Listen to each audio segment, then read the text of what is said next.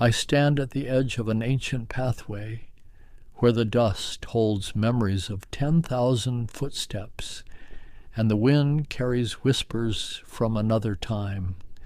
This is a place where the earth itself seems to remember, where every stone has witnessed the passage of merchants and monks, of soldiers and scholars, of dreamers who carried silk and spices across impossible distances. The ground beneath feels worn smooth by centuries of movement, polished by the feet of camels and horses, by the wheels of carts laden with treasures from distant lands. The light here has a particular quality, soft and golden as it filters through the dry air, illuminating particles of dust that dance and swirl like tiny amber stars. Each grain catches the sun and becomes luminous, a small constellation suspended in the vastness between earth and sky. The landscape stretches away in gentle undulations, ochre and sienna and pale gold, punctuated by the darker shapes of distant mountains that rise like silent guardians along the horizon. There is a hush here, not silence exactly, but a kind of profound quiet that holds within it the echo of many voices. The wind moves across the open spaces with a sound like distant water, or like silk sliding across silk, a susurration that seems to carry fragments of languages I cannot quite identify, Persian and Sogdian, Chinese and Arabic, Turkic tongues and the musical syllables of Sanskrit, all blending into a chorus that speaks of connection rather than division. I notice how the pathway curves gently away, disappearing into the shimmer of heat and distance. This is not a single road, but rather a network, a web of routes that branch and reconnect, that diverge and converge like the tributaries of some vast invisible river flowing between civilizations. Some paths follow the bases of mountain ranges, seeking the precious water that emerges from melting snows.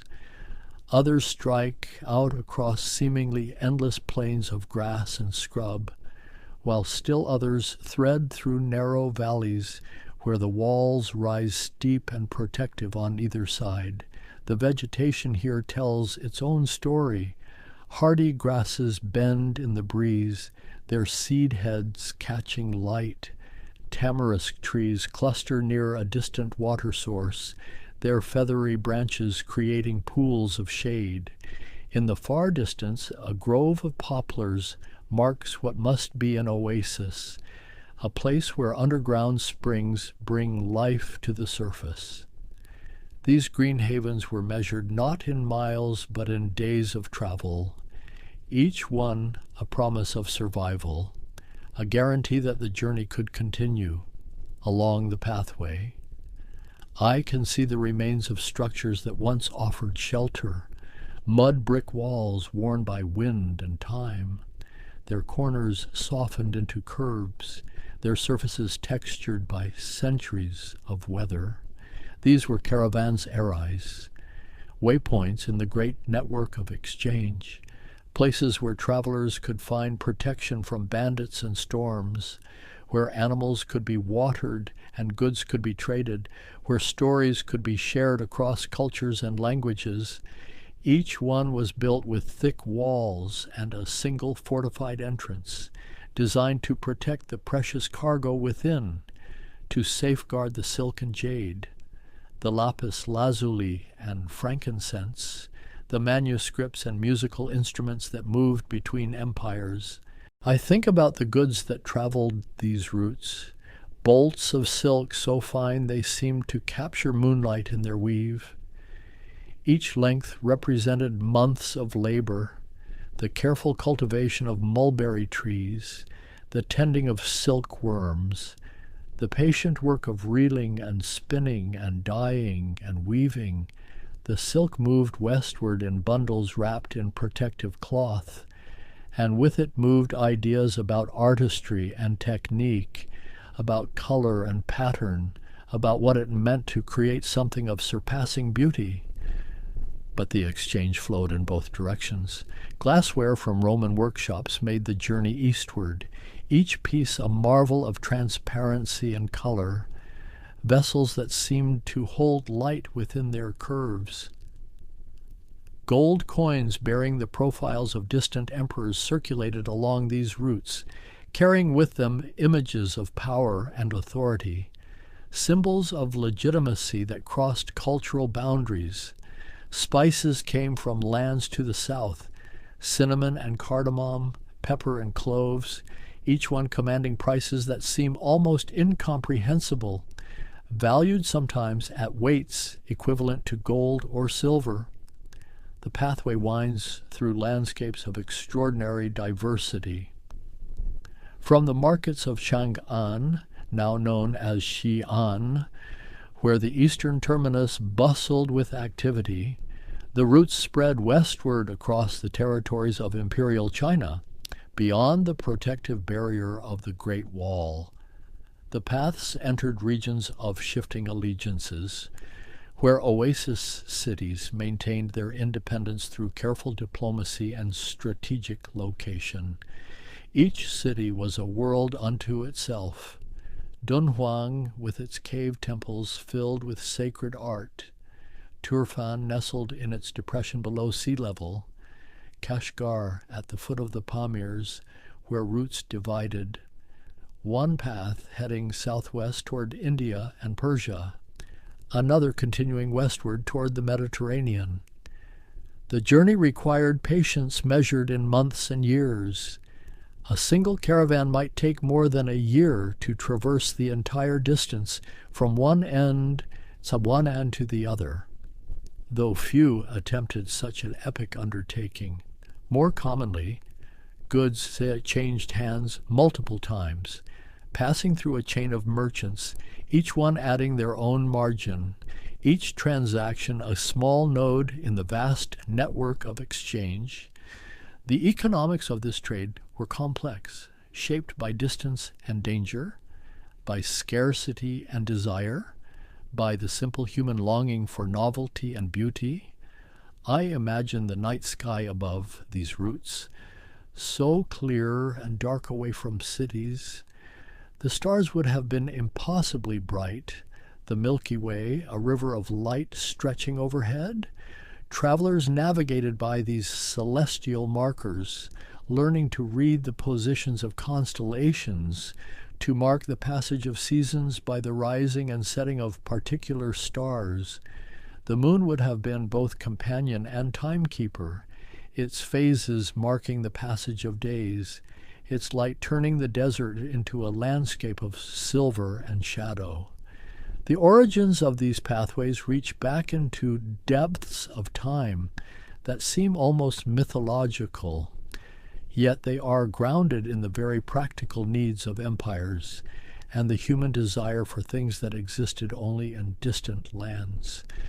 Long before the routes became the organized network we might imagine, there were scattered trails, tentative connections between neighboring regions, small exchanges that gradually extended their reach. In the 2nd century before the Common Era, the Han dynasty of China had consolidated its power, establishing an empire of remarkable sophistication and reach. The emperor sat in his palace in Chang'an, surrounded by the trappings of civilization, silks and lacquerware, bronze vessels and jade ornaments. Yet beyond the western frontiers lay territories unknown and unsecured, lands inhabited by peoples the Chinese called the Xiongnu, nomadic confederations whose cavalry posed a constant threat to the settled agricultural communities of the empire. The Emperor Wu, who would reign for more than 50 years, recognized that military strength alone might not be sufficient to guarantee security. He conceived of a different strategy, one that required knowledge of the lands beyond his borders, understanding of potential allies who might help encircle the Xiongnu threat. And so in the year 139 before the Common Era, he dispatched a courtier named Zhang Qian on a mission westward, a journey that would become legendary in the annals of exploration. Zhang Qian set out with a company of perhaps 100 men. Their objective was to reach a people called the Yuezhi, who had been driven westward by the Xiongnu and were said to harbor resentment against their former enemies. The journey would take Zhang Qian through territories controlled by the very people he sought to circumvent, and perhaps inevitably he was captured by the Xiongnu, held for 10 years in a captivity that was, by some accounts, not unduly harsh. He was given a wife, allowed to establish a household, yet remained a prisoner nonetheless. When Zhang Qian finally escaped, he did not return home, but continued westward in pursuit of his original mission. He traveled through the kingdoms of Central Asia, through Fergana with its famous heavenly horses that sweated what appeared to be blood, through Sogdiana with its merchant cities. He reached Bactria, the land where Greek influence still lingered from the conquests of Alexander more than a century before. He observed irrigation systems and agricultural techniques, cities and fortifications, trade goods and cultural practices entirely foreign to his experience. The Yuezhi, when he finally found them, showed little interest in forming a military alliance against the distant Xiongnu. They had established themselves in new territories and had no desire to revisit old conflicts. Yet Zhang Qian's journey was far from fruitless. He returned to China after an absence of 13 years, bringing with him knowledge that would transform his empire's understanding of the world beyond its borders. His reports described lands of astonishing richness and variety, kingdoms with populations numbering in the hundreds of thousands, cities with markets that bustled with goods from distant regions. He spoke of grapevines and alfalfa, of techniques for breeding superior horses, of precious stones and metals. His accounts opened the imagination of the Han court to possibilities of trade and exchange that had previously existed only as rumors and speculation. The response was gradual but transformative. Chinese envoys began to travel westward with increasing frequency, carrying gifts of silk, which soon became the most desired commodity in the western lands. The silk production of China was a closely guarded secret, a mystery that would remain unsolved in the West for centuries. The fabric itself seemed almost magical, lighter than linen, more lustrous than wool, capable of being dyed in colors of extraordinary vibrancy. It draped beautifully, moved like water, and possessed a subtle sheen that caught light in ways that seemed almost alive. For the Han Dynasty, silk became a form of currency, a diplomatic tool as valuable as any army. Bolts of silk could secure alliances, purchase peace, demonstrate the superiority of Chinese civilization. The emperor's workshops produced silk in vast quantities, yet demand seemed inexhaustible. To the west, in the lands controlled by the Parthian Empire, silk commanded prices that made the long journey profitable. Despite the dangers and difficulties, the Parthians occupied a crucial position in this emerging network of exchange.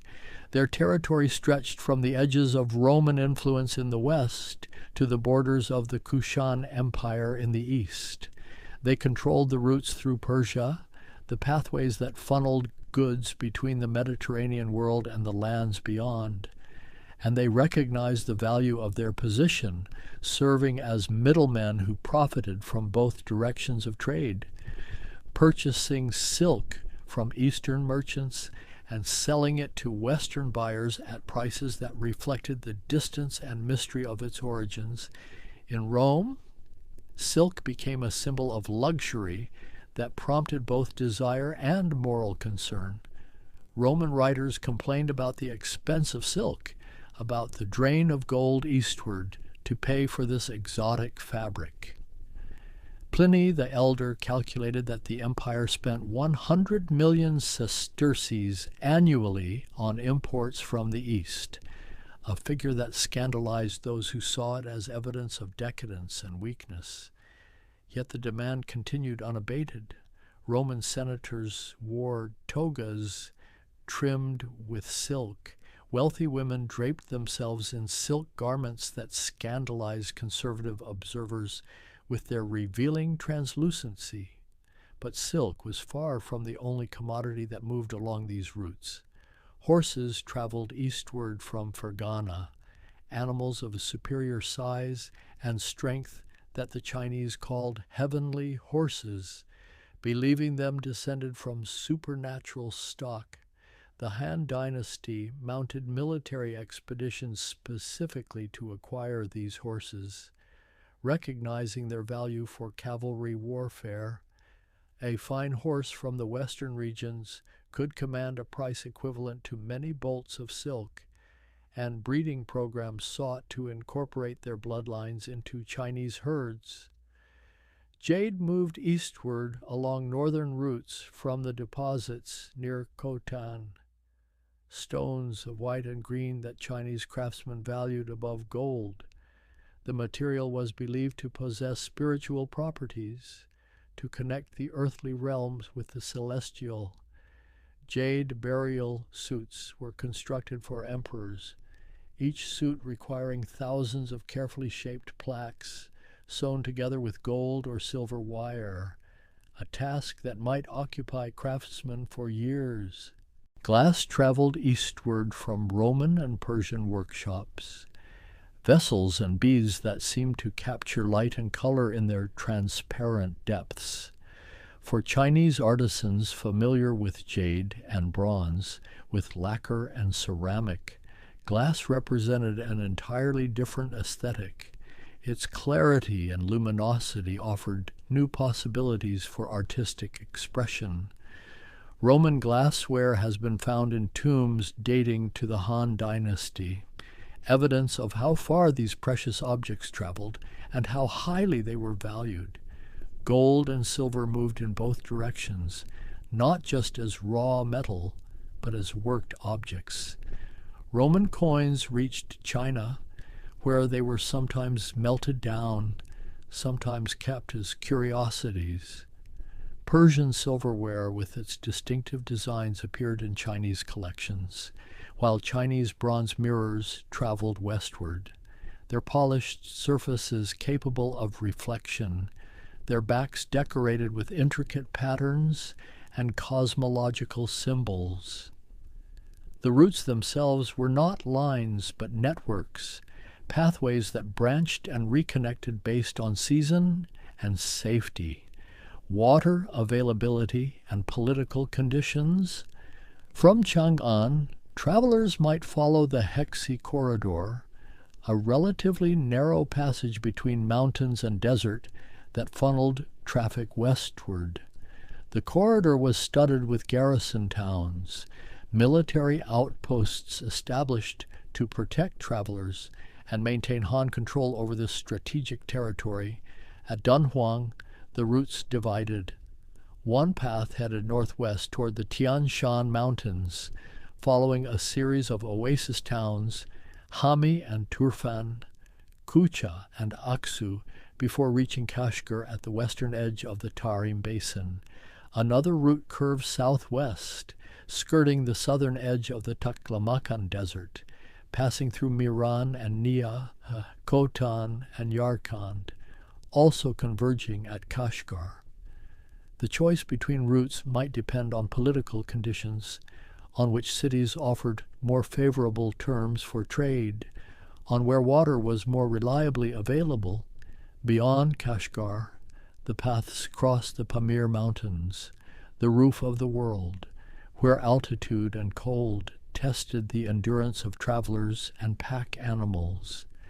The passes reached heights of more than 15,000 feet, where the air grew thin and breathing became labored, where snow might fall even in summer months. Those who survived the crossing descended into the valleys of Sogdiana, into lands where Persian cultural influence mingled with Greek architectural traditions, where Buddhism was beginning to spread from its origins in India. The cities of Sogdiana, Samarkand, and Bukhara became crucial nodes in the network of exchange.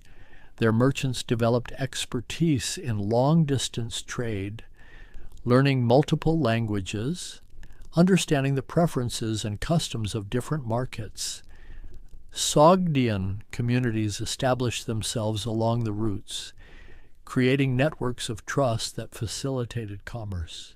A Sogdian merchant in Chang'an could correspond with relatives in Samarkand, could arrange for goods to be held or transported, could access credit based on relationships that spanned thousands of miles.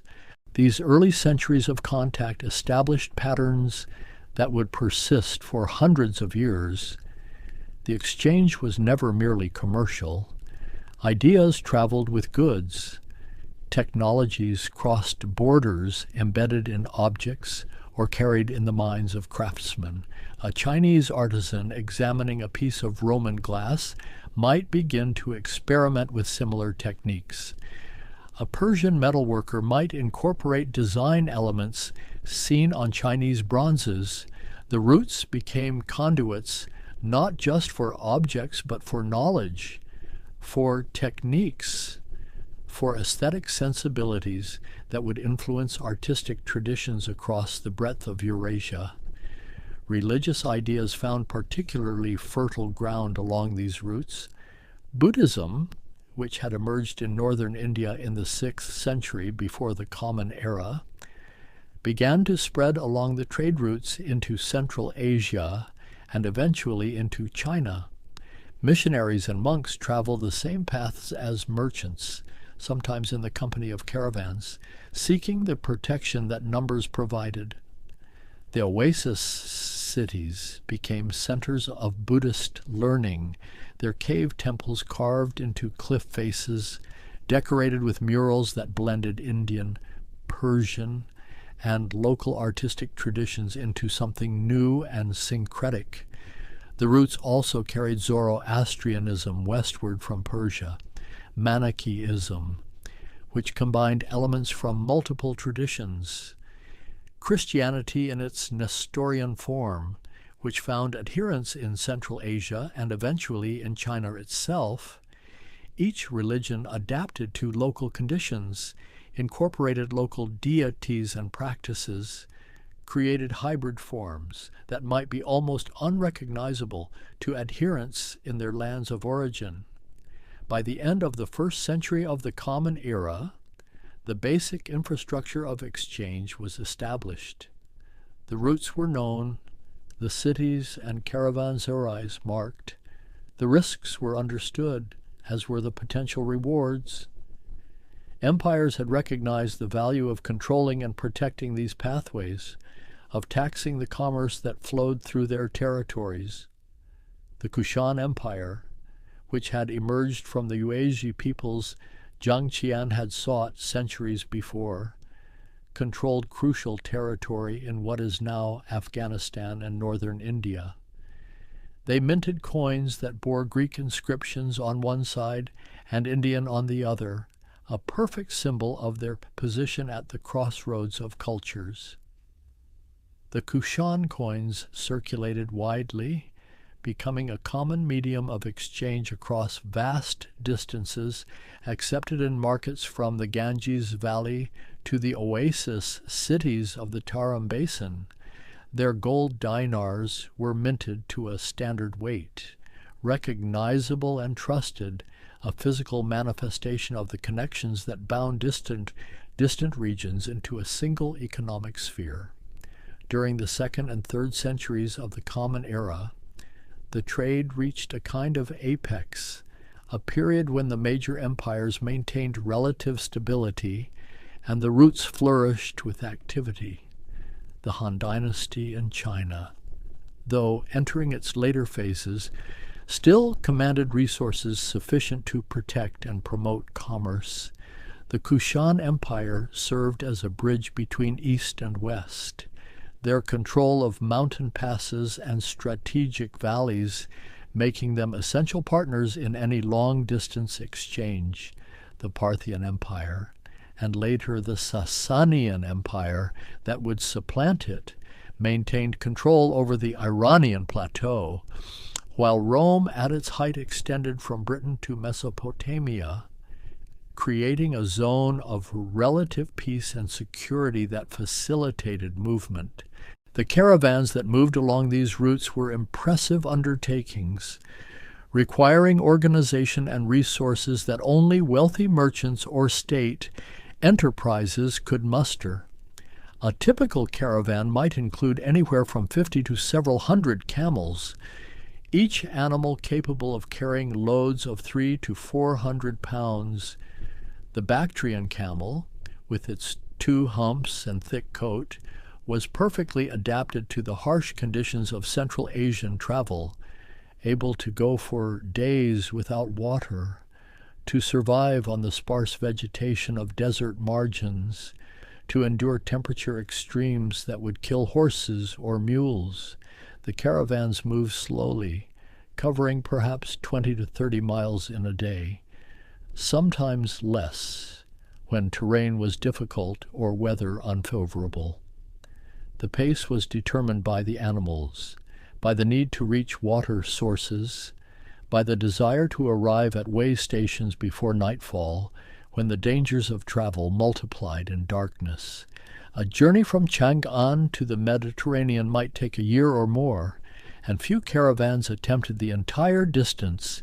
Instead, goods changed hands multiple times, each transaction occurring in the markets and caravanserais that punctuated the routes. Life within a caravan followed rhythms dictated by survival and commerce. The day began before dawn, when the relative cool made loading and preparation less arduous. Animals were watered and fed, loads were secured and balanced. The caravan leader, often a man of considerable experience and local knowledge, would determine the day's destination, choosing routes based on intelligence about conditions ahead, about the political situation in territories they would cross, about where water could be reliably found. As the sun climbed higher, the landscape transformed. Colors that had seemed muted in dawn light became vivid and harsh. The sky turned a blue so deep it seemed almost solid, unmarked by clouds in the dry air. Heat rose from the ground in visible waves, distorting distant features, creating mirages that promised water where none existed. The silence of these spaces could be profound, broken only by the sounds of the caravan itself, the soft padding of camel feet, the creak of leather and wood, the occasional call of a handler to his animals. The goods they carried represented enormous value, concentrated wealth that made caravans attractive targets for bandits and raiders. Silk was particularly valuable relative to its weight, making it ideal for long-distance trade despite the dangers. A single camel might carry silk worth many times the animal's own value. Merchants developed elaborate strategies to protect their investments, traveling in large groups for safety, paying tribute to local powers for safe passage, hiring guards and scouts, developing relationships with communities along the routes who could provide intelligence about dangers ahead. The caravanserais that dotted the routes were more than simple inns. They were fortified compounds designed to provide security and facilities for both travelers and their animals. The architecture followed similar patterns across vast distances. A single gate that could be barred against intruders, thick walls that enclosed a central courtyard, rooms arranged around the perimeter for human habitation. The courtyard provided space for animals to be penned safely, for goods to be unloaded and inspected, for merchants to conduct business and negotiate deals. Inside a caravanserai, the atmosphere combined commerce and culture in ways unique to these crossroads. Merchants from different regions would gather, speaking different languages, wearing different styles of dress, worshiping different gods. Yet they shared common interests in trade and profit, in safe passage and favorable markets. They exchanged information as readily as goods, news from distant regions, intelligence about political changes, knowledge about new routes or abandoned cities, about harvests and famines, about wars and alliances. The cities that thrived along these routes developed distinctive characters shaped by their position and prosperity. Samarkand, strategically located in the Zaravshan Valley, became renowned for its gardens and its architecture, for the skill of its craftsmen in working metal and glass. The city drew water from the river and from an extensive network of irrigation channels, creating an island of fertility in an otherwise arid landscape. Its markets displayed goods from across the known world: Chinese silk and Indian gems, Persian metalwork and Roman glass, local products including paper manufactured using techniques learned from Chinese prisoners of war captured in the 8th century. Merv, located in what is now Turkmenistan, grew to become one of the largest cities in the world during its peak. Its population may have reached several 100,000, sustained by sophisticated irrigation systems that brought water from the Murghab River to fields and gardens surrounding the urban core. The city was ringed by walls of impressive height and thickness, protection against the nomadic peoples who periodically swept down from the northern steppes. Within those walls, scholars and scientists pursued knowledge. Astronomers calculated the movements of celestial bodies. Mathematicians developed new techniques. Physicians compiled medical knowledge drawn from Greek, Indian, and Persian sources. The process of exchange itself involved complexities that went far beyond simple buying and selling. Different regions used different currencies, different systems of weights and measures. Language barriers required interpreters, men who could navigate not just between tongues but between cultural assumptions and commercial practices. Trust was essential, yet difficult to establish between strangers from vastly different backgrounds.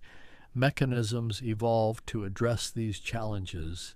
Letters of credit allowed merchants to access funds in distant cities without transporting actual precious metals. Partnerships spread risk across multiple investors. Contracts specified terms in elaborate detail, attempting to account for the many uncertainties inherent in long-distance trade. The goods themselves often underwent transformation during their journeys.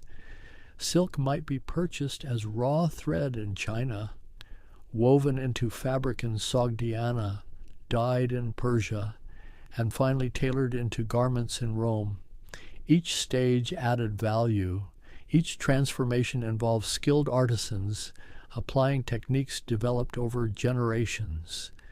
A piece of lapis lazuli might be quarried in the mountains of Badakhshan, transported to a cutting center where it would be shaped and polished, then carried further to be incorporated into jewelry or decorative objects. Its deep blue color, sometimes flecked with gold pyrite, made it prized for both aesthetic and symbolic purposes. Spices represented perhaps the most remarkable aspect of the luxury trade. Pepper from southern India, cinnamon from Ceylon, cloves from the islands of Southeast Asia. These products came from regions far beyond the main Silk Road routes, reaching the trading networks through the maritime connections and southern pathways. Yet their value was such that they circulated widely. A pound of pepper might be worth as much as a pound of silver in some markets. Cinnamon commanded prices that made the dangerous sea journey to obtain it worthwhile. The spices themselves were used not just for flavoring food, but for medicine, for religious rituals, for preserving meat in an age before refrigeration. The maritime routes that connected with the overland Silk Road created a complementary network of exchange. Ships sailed from ports on the Red Sea and the Persian Gulf, following monsoon winds across the Indian Ocean to ports on the west coast of India. Some continued further, reaching Ceylon and eventually the coasts of Southeast Asia. The monsoon winds were remarkably predictable, blowing from the southwest during summer months, reversing to blow from the northeast in winter. Sailors learned to time their voyages to these seasonal rhythms, departing with one monsoon and returning with the next, a round trip that might take a year or more.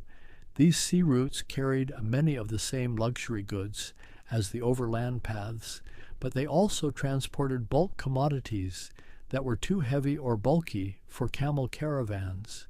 Grain moved by ship, as did timber and metals. Ceramic vessels traveled in enormous quantities. Chinese porcelain eventually becoming a major export. Its translucent quality and fine decoration made it highly desirable, while its durability made it suitable for long sea voyages, despite the obvious risks of breakage. The cultural exchanges facilitated by these routes of trade were perhaps even more significant than the commercial transactions. Technologies spread across Eurasia.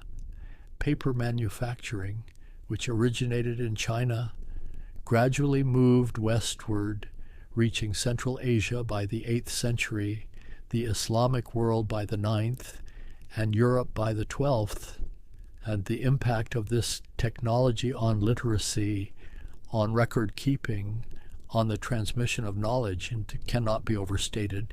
Each region adapted paper making to local conditions and materials, creating variations in quality and characteristics. Agricultural products and techniques also traveled through these routes. Grapes and alfalfa, which Zhang Qian had observed in Fergana, were successfully introduced to China, transforming agricultural practices in some regions. Cotton cultivation spread from India westward and eastward, eventually becoming established across a wide geographic range.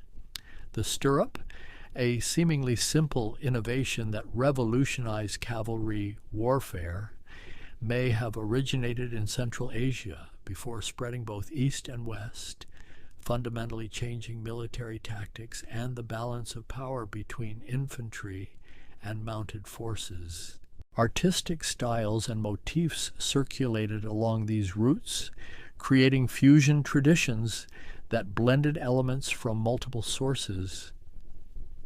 Buddhist art in Central Asia incorporated Hellenistic elements inherited from the Greek kingdoms that had once existed in the region. Indian artistic conventions merged with Persian and Chinese influences. The result was styles of remarkable beauty and complexity, visible in the cave temples carved into cliff faces along the routes. Dunhuang and Bezeklik, Kizil and Bamiyan, each site preserving murals and sculptures that demonstrate the creative synthesis possible when diverse traditions encounter one another. Musical instruments traveled thus through these routes. The lute, which would become fundamental to both Middle Eastern and European musical traditions, may have originated in Persia before spreading in multiple directions. Chinese artisans adopted and adapted instruments from Central Asia, while Central Asian musicians incorporated elements of Chinese musical theory and practice. The result was a rich tapestry of musical exchange, where melodies and rhythms moved across cultural boundaries, transformed and reinterpreted in each new context. The transmission of medical knowledge followed similar patterns.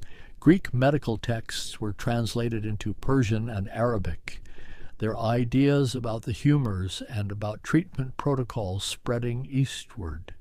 Indian Ayurvedic traditions influenced medical practice in Central Asia and beyond. Chinese medical concepts, including acupuncture and herbal pharmacology, became known in the West through travelers and texts.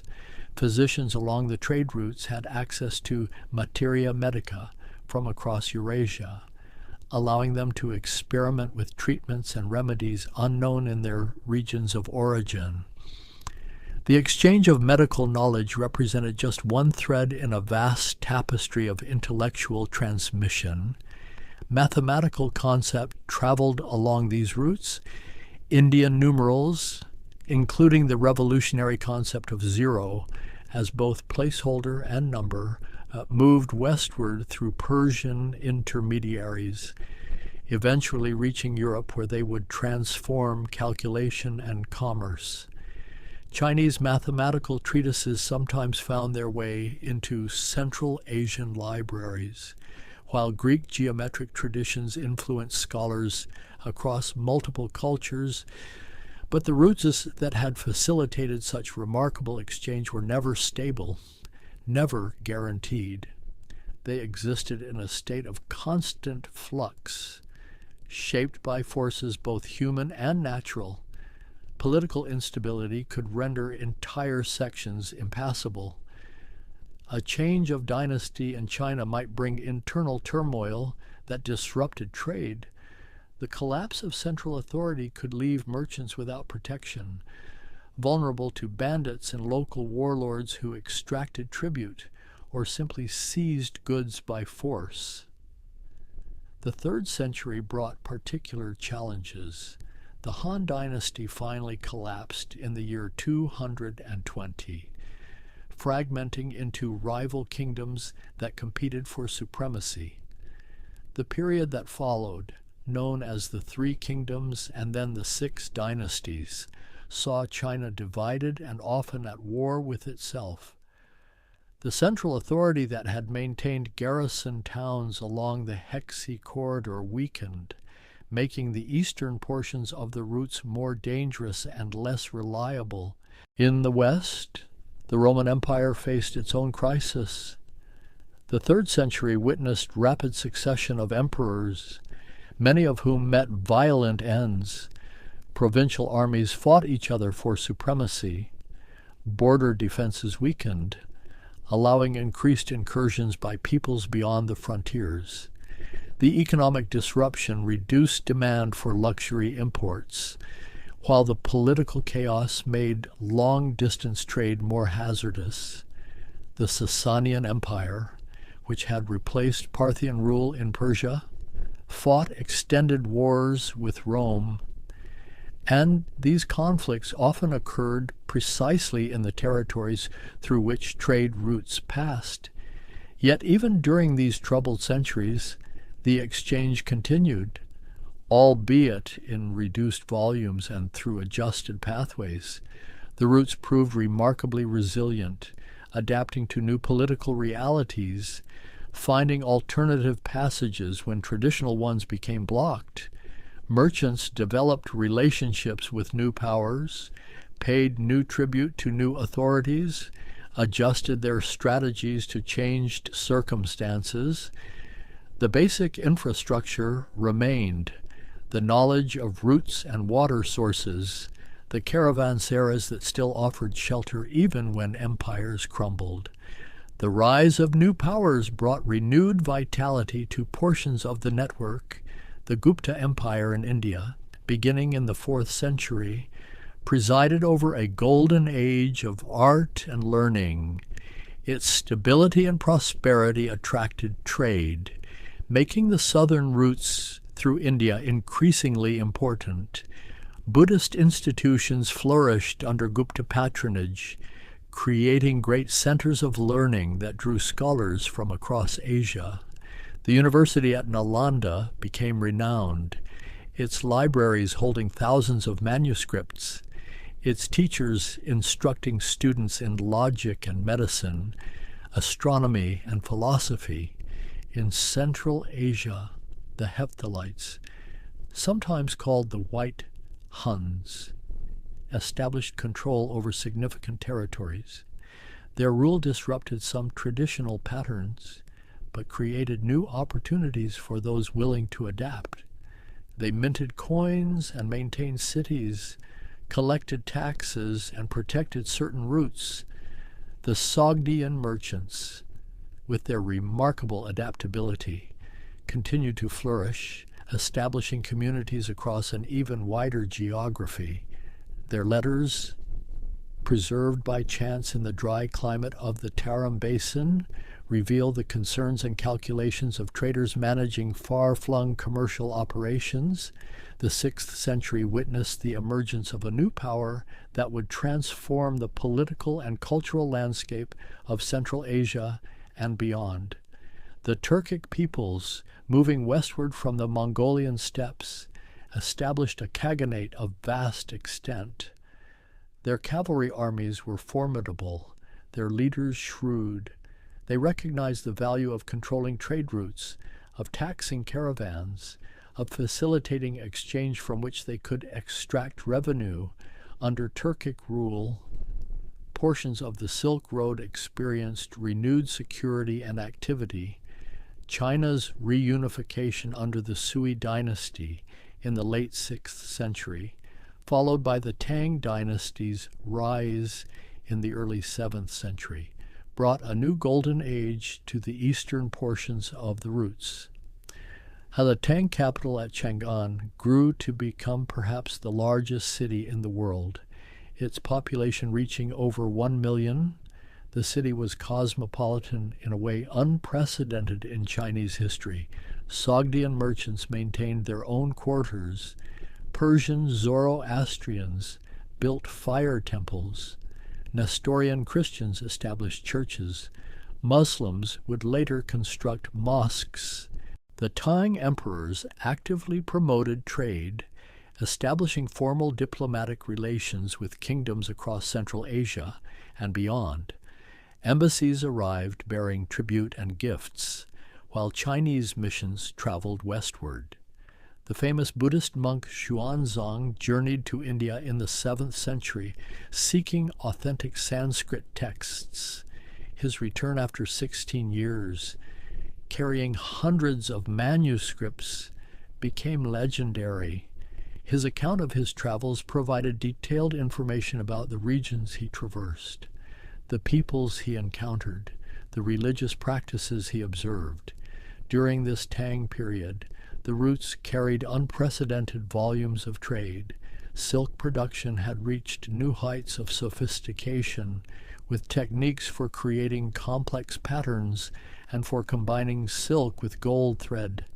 Chinese ceramics, particularly the distinctive three-color glazed pottery, became export items of significant value.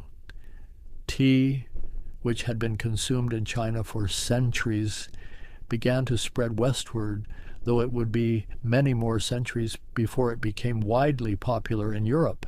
Yet even this flourishing period contained seeds of change. The rise of Islam in the 7th century transformed the political and cultural landscape of Western Asia. Arab armies swept across Persia, defeating the Sasanian Empire. They pushed into Central Asia, bringing a new religion and a new political order. Initially, this might have seemed disruptive to trade, but Islam proved remarkably conducive to commerce. The Quran contained detailed regulations about contracts and commerce. about fair dealing and the prohibition of certain practices. Muslim merchants would become crucial participants in the trade networks, eventually dominating certain routes. The 8th century brought crisis to Chinese control of Central Asia. The An Lushan rebellion, beginning in 755, devastated the Tang Empire. The rebellion lasted for years, causing massive casualties and economic disruption. In its aftermath, Tang power in Central Asia contracted. Tibetan forces moved into territories previously under Chinese control. The Uyghurs, a Turkic people who had converted to Buddhism and Manichaeism, established their own kingdom in the Tarim Basin. The balance of power had shifted, and with it the patterns of trade. Chinese silk continued to flow westward, but now through intermediaries who were not subject to Chinese authority. The Abbasid Caliphate, with its capital at Baghdad, became a major terminus for goods from the east. Arab and Persian merchants played increasingly important roles, their networks extending from the Mediterranean to the South China Sea. They developed sophisticated banking practices, forms of credit and partnership that facilitated long-distance trade even in the absence of centralized political control. Maritime routes grew in importance relative to overland paths.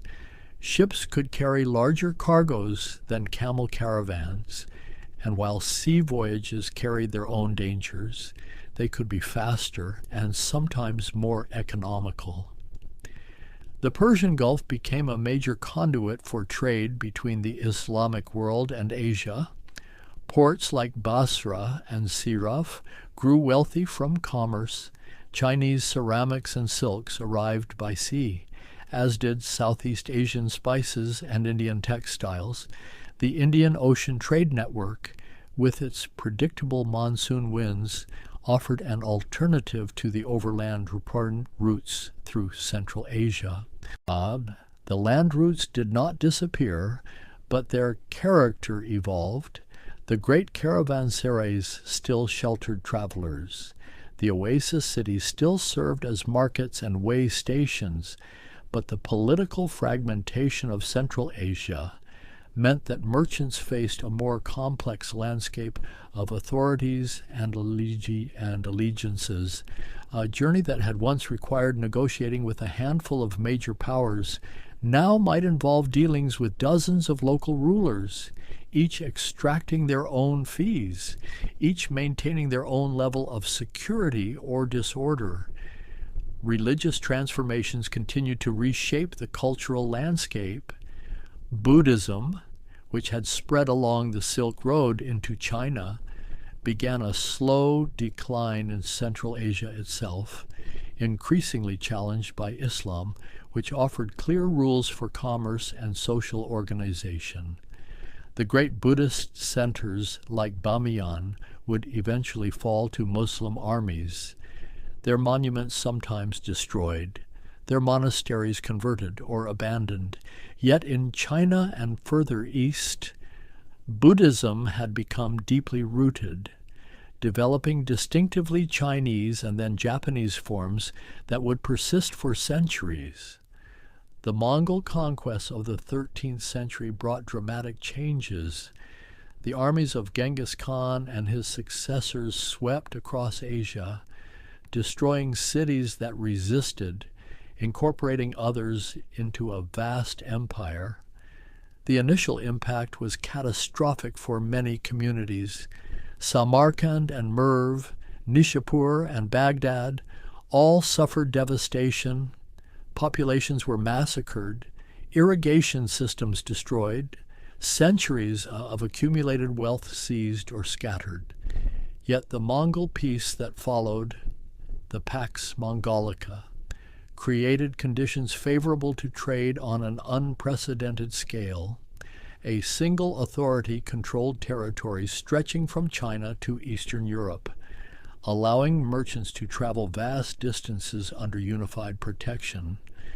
The Mongols actively encouraged trade, Recognizing its value as a source of revenue, they maintained roads and way stations, provided documents that granted safe passage, even operated a postal system of remarkable efficiency. European travelers like Marco Polo journeyed eastward during this period, their accounts revealing both wonder and detailed observation. Marco Polo's description of his years in the service of Kublai Khan, whether entirely accurate or embellished, captured European imagination.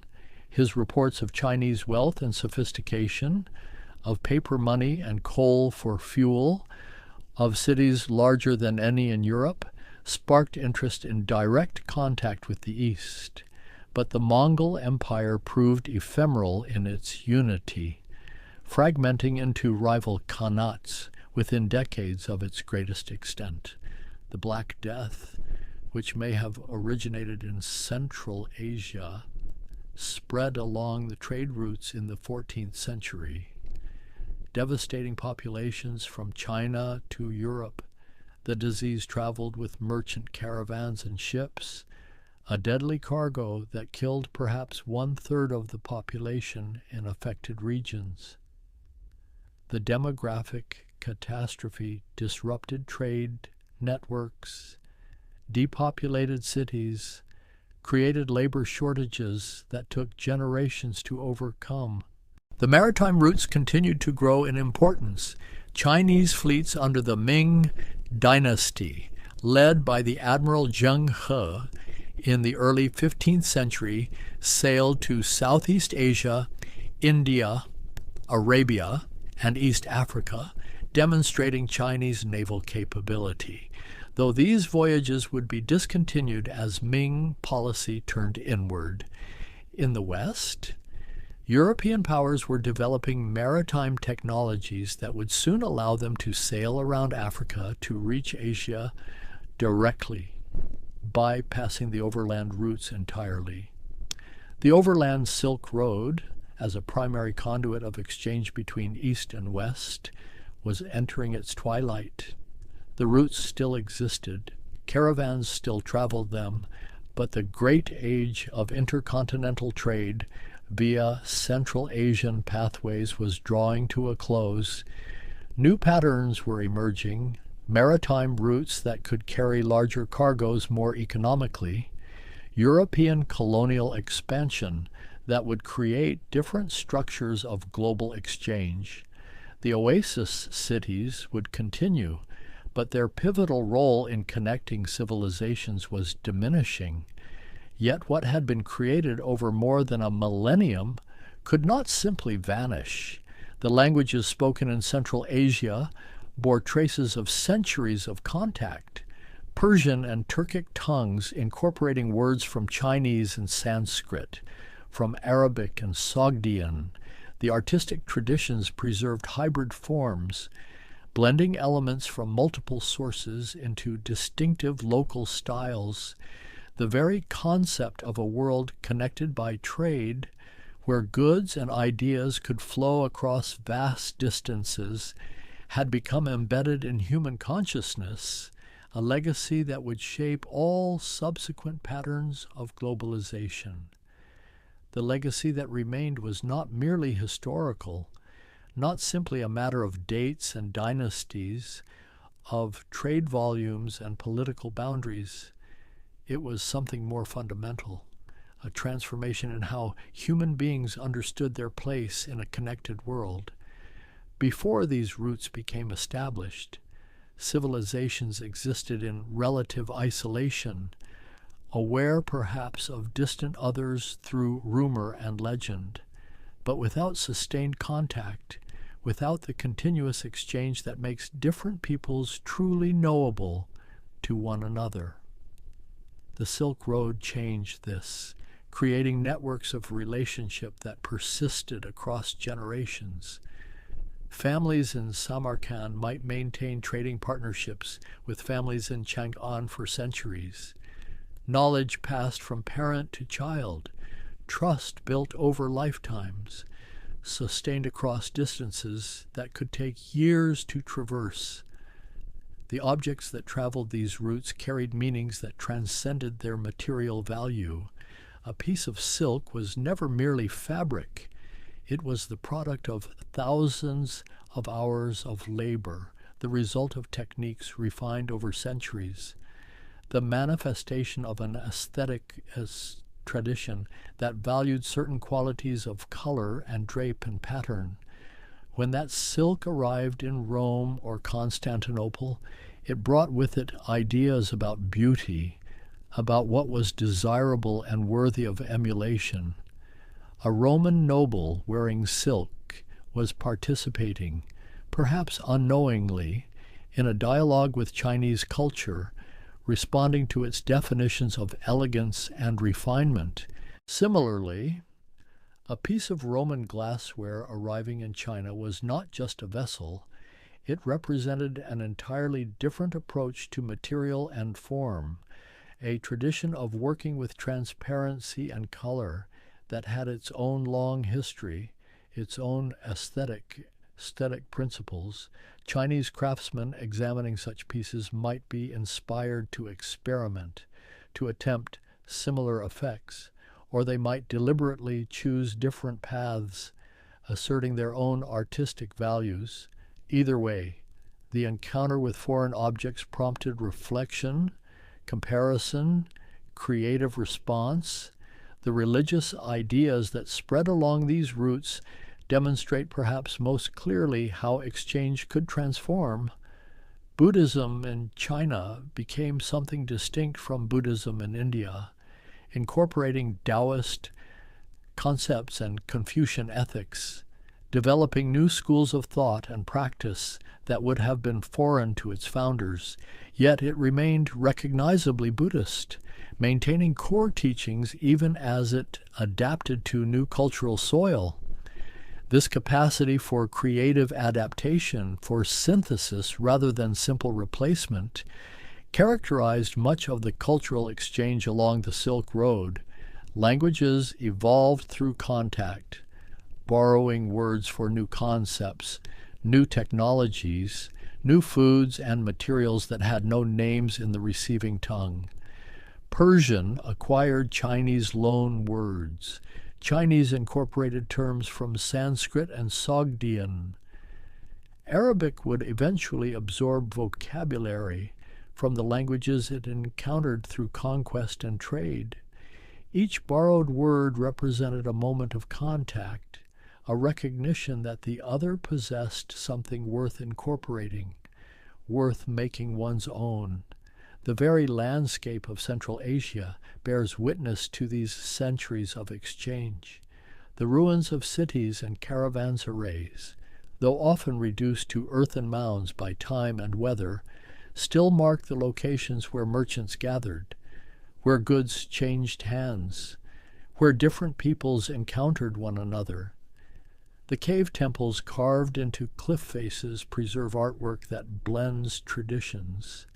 Greek-influenced faces on Buddhist bodhisattvas, Persian decorative motifs framing Chinese-style landscapes, Indian compositional principles applied to Central Asian subjects. Even the genetic heritage of Central Asian peoples reflects these patterns of movement and mixture. Populations along the routes show ancestry from multiple sources, Eastern and Western Eurasian lineages mingling. The merchants and soldiers, the monks and craftsmen who traveled these routes sometimes settled far from their places of origin, married locally, raised children who inherited multiple cultural traditions.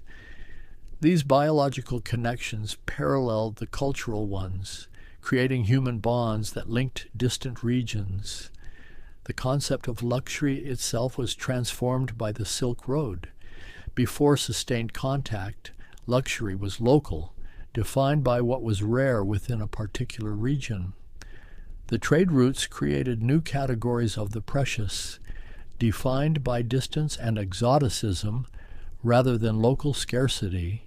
A substance might be common in its region of origin, but become extraordinarily valuable when transported thousands of miles.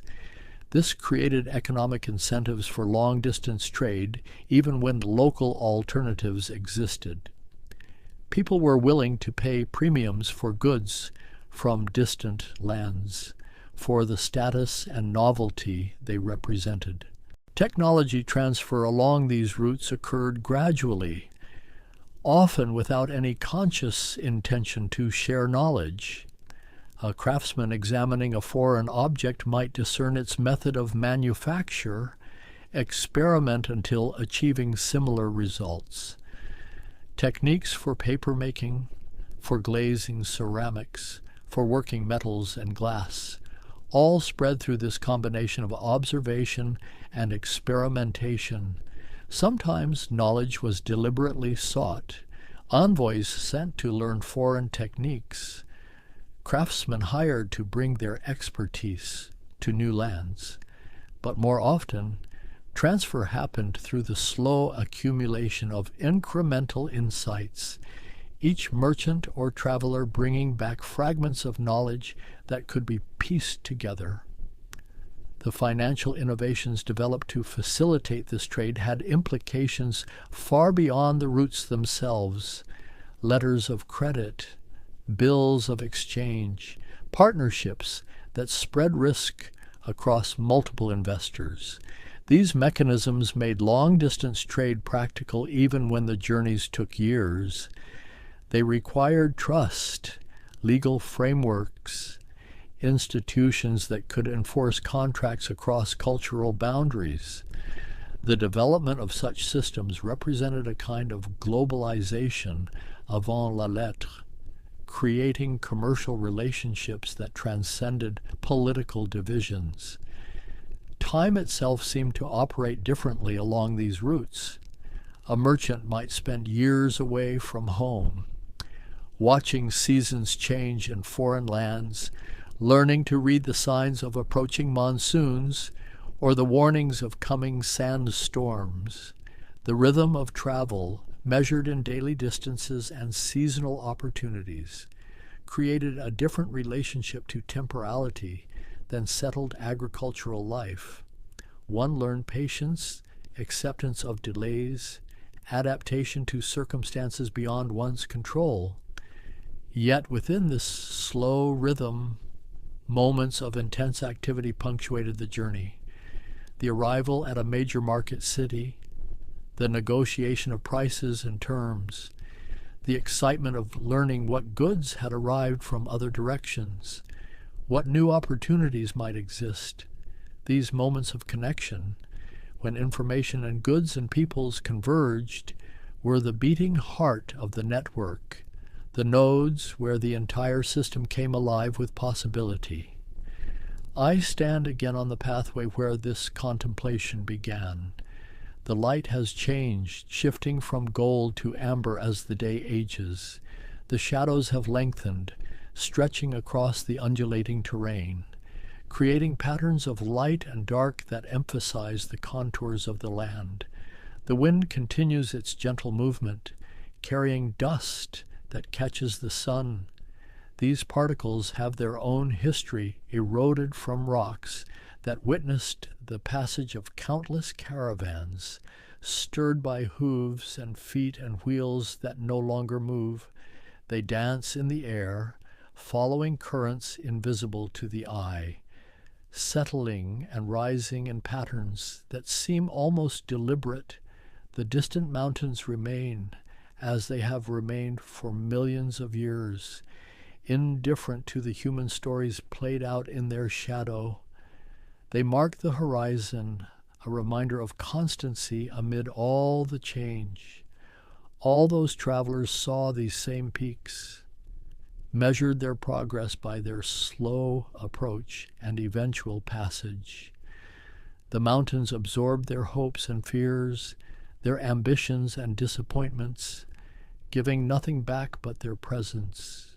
I think about the silence that now pervades these spaces, where once there would have been the sounds of arrival and departure, of negotiation and greeting, of animals and carts, of many languages blending into a general hum of human activity. The caravanserais stand empty, open to the sky, their roofs long since collapsed, their courtyards filled with drifted sand and scattered stones, yet they remain, testimony to what once was, to the human effort invested in creating shelter and safety in harsh and distant places. The route itself is barely visible now, just a slight depression in the earth, a path worn by so much passage that the land itself remembers. In some places, modern roads follow the ancient ways, vehicles traveling routes first established by camel and horse. In others, the old paths are abandoned entirely, left to fade back into the landscape, reclaimed by time and nature. What remains is more subtle than ruins. It lives in the objects preserved in museums, silks and ceramics, coins and manuscripts, each one a messenger from the past, speaking of the hands that made it, the journey it undertook, the distance it traveled to, survive into our present. It lives in languages that still carry borrowed words, in artistic traditions that blend influences from multiple sources, in genetic lineages that trace back to these movements and mixtures. The idea of connection persists, that fundamental human impulse to reach beyond the immediate, to seek what lies over the horizon, to wonder about distant peoples and places.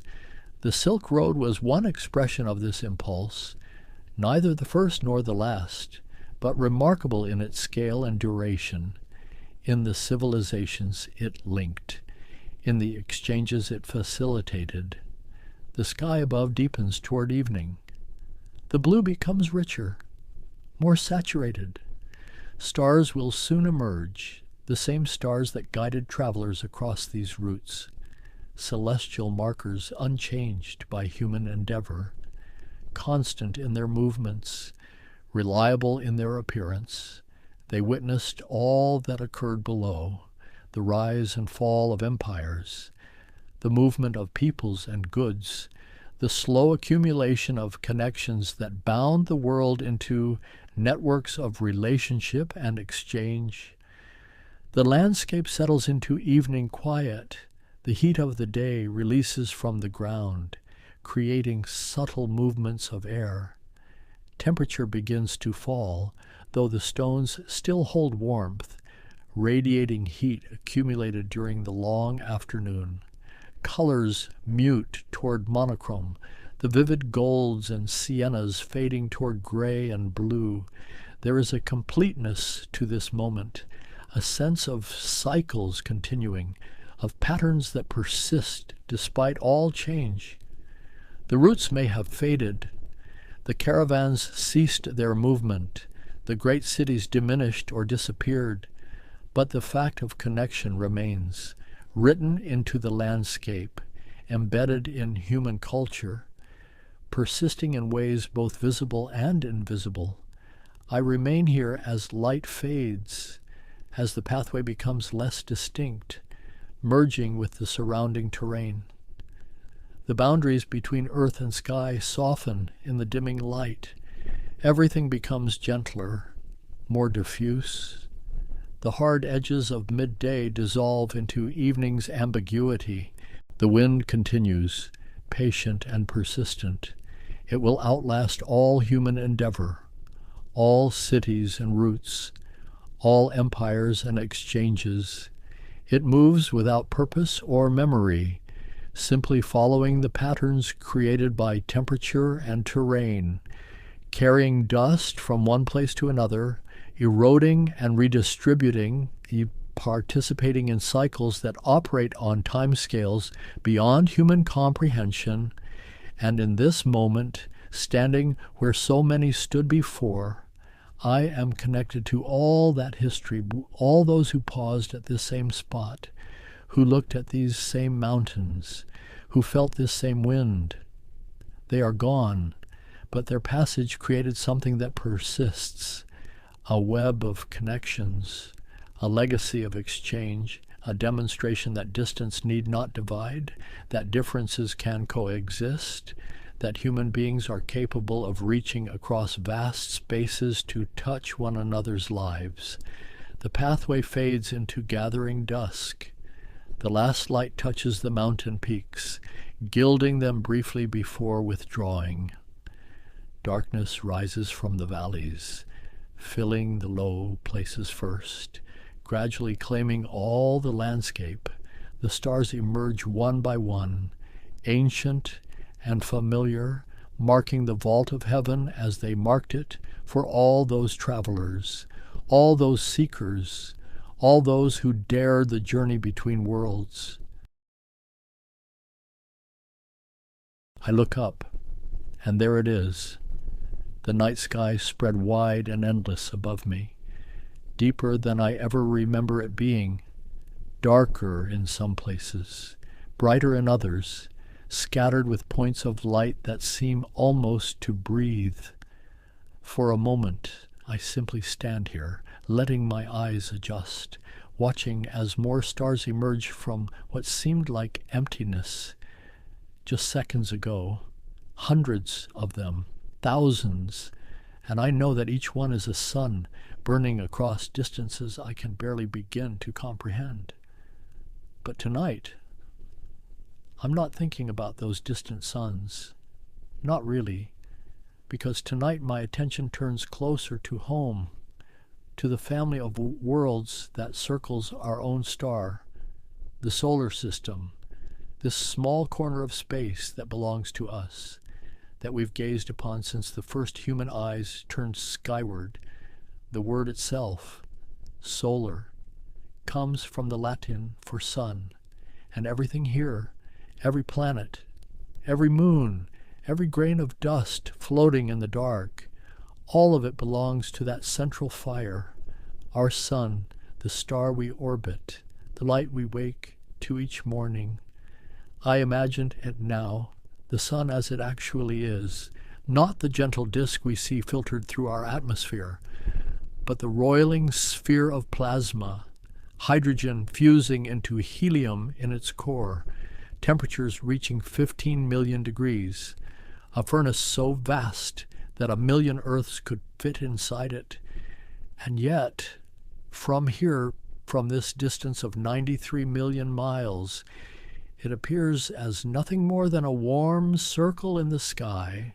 Around it, the planets sweep their ancient paths, following the same orbits they have traced for billions of years, moving through the silence of space with a grace that seems almost choreographed, almost deliberate. I think about how we've always known they were there, those wandering lights. The Greeks called them planetae, wanderers, because they moved against the fixed stars, drifting through the constellations, marking time with their patient journeys, and for thousands of years, that's all we knew, that they moved, that they were different from the stars. But we couldn't see them, not really, not the way we can now with our telescopes and our spacecraft, our probes that have ventured to the edge of the solar system and beyond. Now we know them intimately. We've mapped their surfaces, tasted their atmospheres, walked on their moons, sent our machines to drill into their soil and measure their magnetic fields. We know that Mercury, closest to the sun, turns so slowly that a single day there lasts longer than 2 of its years. Its surface scarred and cratered, baked to 800 degrees on one side, frozen to nearly 300 below zero on the other. We know that Venus, shrouded in clouds of sulfuric acid, hides a surface hot enough to melt lead, its atmosphere pressing down with the weight of being half a mile underwater on Earth. And then there's our world, Earth, the blue marble, the pale blue dot, the only place in all the universe where we know for certain that life exists, with its oceans and its continents, its storms and its seasons, spinning through space at 67,000 miles per hour. And yet we feel none of it, sitting here looking up beyond us. Mars, the red planet, rust-colored from the iron oxide in its soil, with its massive volcanoes and its canyon system that would stretch across the entire United States, and its two small moons, Phobos and Deimos, fear and dread, named by someone with a sense of mythology and perhaps a touch of darkness. And then, farther out, past the asteroid belt, where countless rocks tumble in their orbits, the giants wait, Jupiter, Saturn, Uranus, Neptune, worlds so massive they could swallow all the rocky planets combined and still have room, worlds with dozens of moons, with ring systems made of ice and rock, with storms that have raged for centuries, with winds that make our hurricanes look like gentle breezes. I let myself drift through this mental map, this scale model I'm building in my mind, trying to hold it all at once, the distances, the sizes, the strange and wonderful variety of it all, 8 major planets, 5 recognized dwarf planets, hundreds of moons, millions of asteroids, billions of comets waiting in the outer dark, all of it, every piece, held together by gravity, by the invisible hand of the sun's mass, pulling everything into its dance, keeping the whole system spinning like a vast cosmic mobile, balanced, precise, beautiful in its mathematics. And I realize, standing here, that this is home, not just Earth, but all of it, the entire solar system, this bubble of sun-warmed space 4.5 billion years old, born from a cloud of gas and dust that collapsed under its own weight, swirled into a disk, condensed into worlds.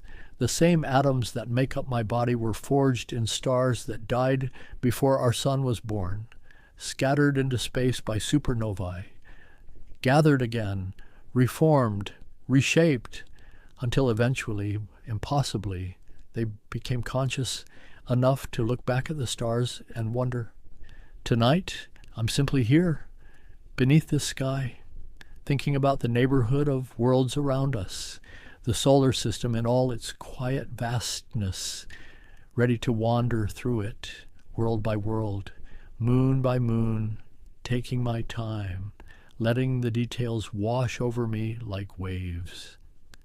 The story begins in darkness, in a cloud of gas and dust drifting through space, so vast it would take light years to cross, so diffuse that if you stood inside it, you might not even know it was there. This was a solar nebula, our birthplace, floating in one arm of the Milky Way galaxy. 4.5 billion years ago, give or take a few million years, a span of time so immense that human history fits into it like a single grain of sand on an endless beach. Something happened, some disturbance, perhaps a nearby star exploded, a supernova, sending shock waves rippling through space.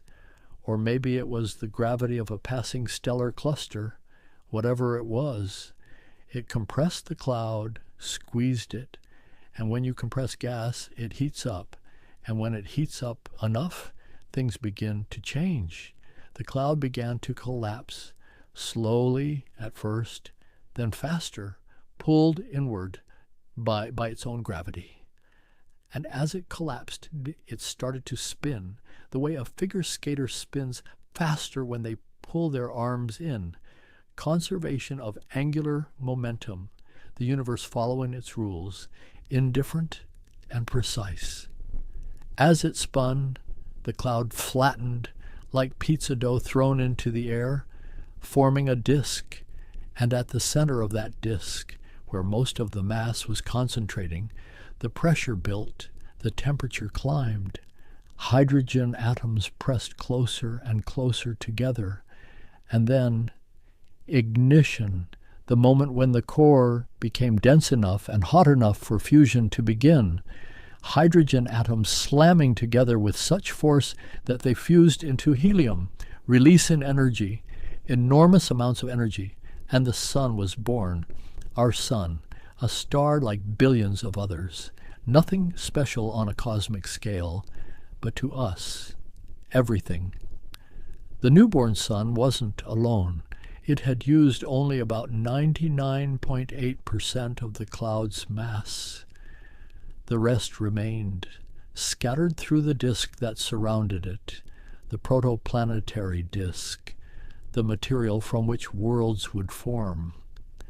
In that disk, particles began to stick together, dust grains, ice crystals, tiny fragments of rock. They collided. Sometimes they bounced apart. Sometimes they stuck. Static electricity, molecular forces, building larger and larger clumps, pebbles, then rocks, then boulders, close to the sun, where the heat was intense. Only materials with high melting points could remain solid. Metals like iron and nickel, rocky silicates, the lighter elements, hydrogen, helium, water. These were blown outward by the solar wind, the stream of particles flowing from the young sun's surface, farther out, beyond what we now call the frost line, about 3 times Earth's distance from the sun. It was cold enough for ice to form, water ice, ammonia ice, methane ice, and because there was so much more of these materials than rock and metal, the clumps that formed there grew larger, much larger. These growing clumps, these planetesimals, ranged in size from kilometers to hundreds of kilometers across, and they continued to collide, to merge, the larger ones with stronger gravity pulling in the smaller ones, sweeping up material in their orbital paths. Near the sun, 4 rocky worlds were taking shape: Mercury, Venus, Earth, Mars, the terrestrial planets, worlds of metal cores and rocky mantles, too small and too hot to hold on to the light gases that made up most of the original nebula. The process was violent, extraordinarily violent. These weren't gentle accumulations, but catastrophic impacts. Bodies the size of moons slamming into each other at thousands of miles per hour, melting, vaporizing, merging, reforming. Earth itself, our world, suffered one of these collisions about 4.5 billion years ago, not long after it first formed, a Mars-sized body, which we've named Theia, after the Greek Titan who was mother to the moon goddess Selene, struck Earth at an oblique angle. The impact was unimaginable.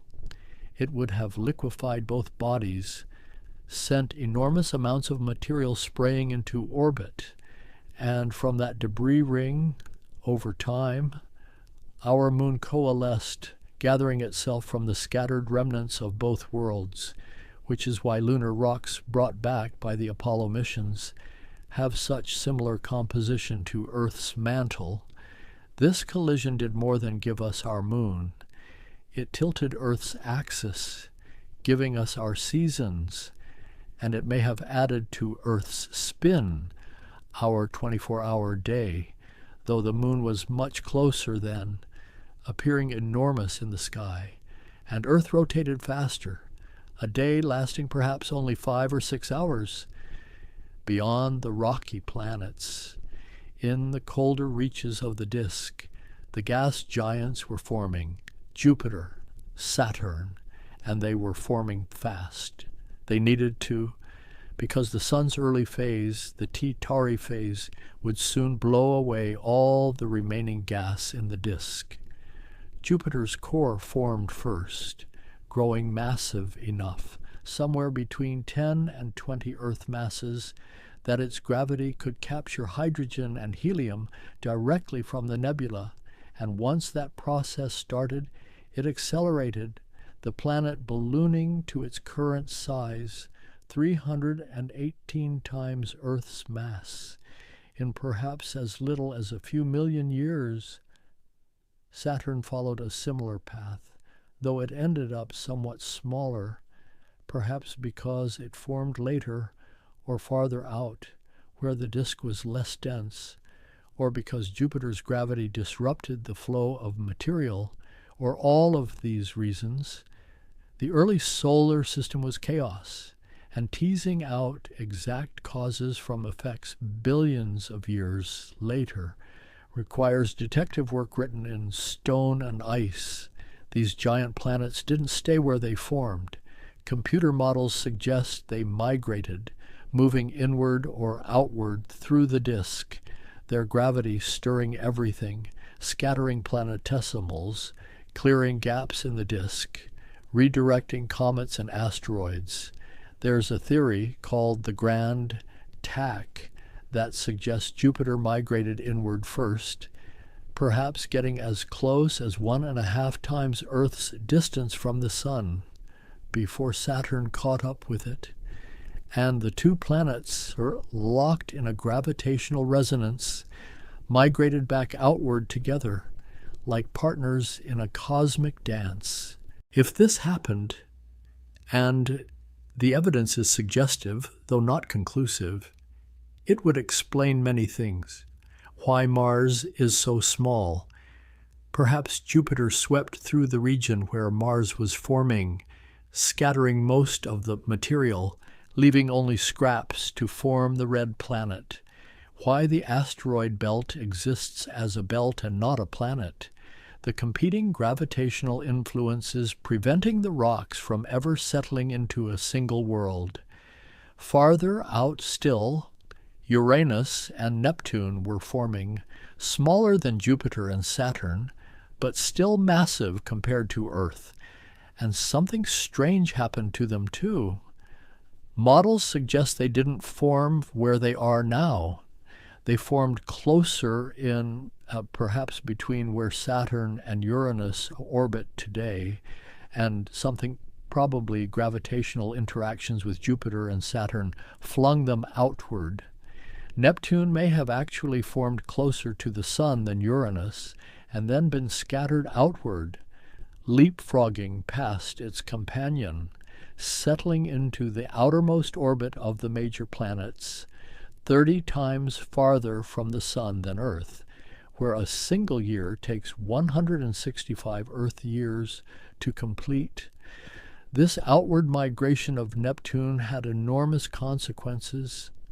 Beyond Neptune's orbit lay the Kuiper Belt, a region filled with icy bodies left over from the solar system's formation, and as Neptune moved through or near this region, its gravity scattered these objects, sending them flying in all directions.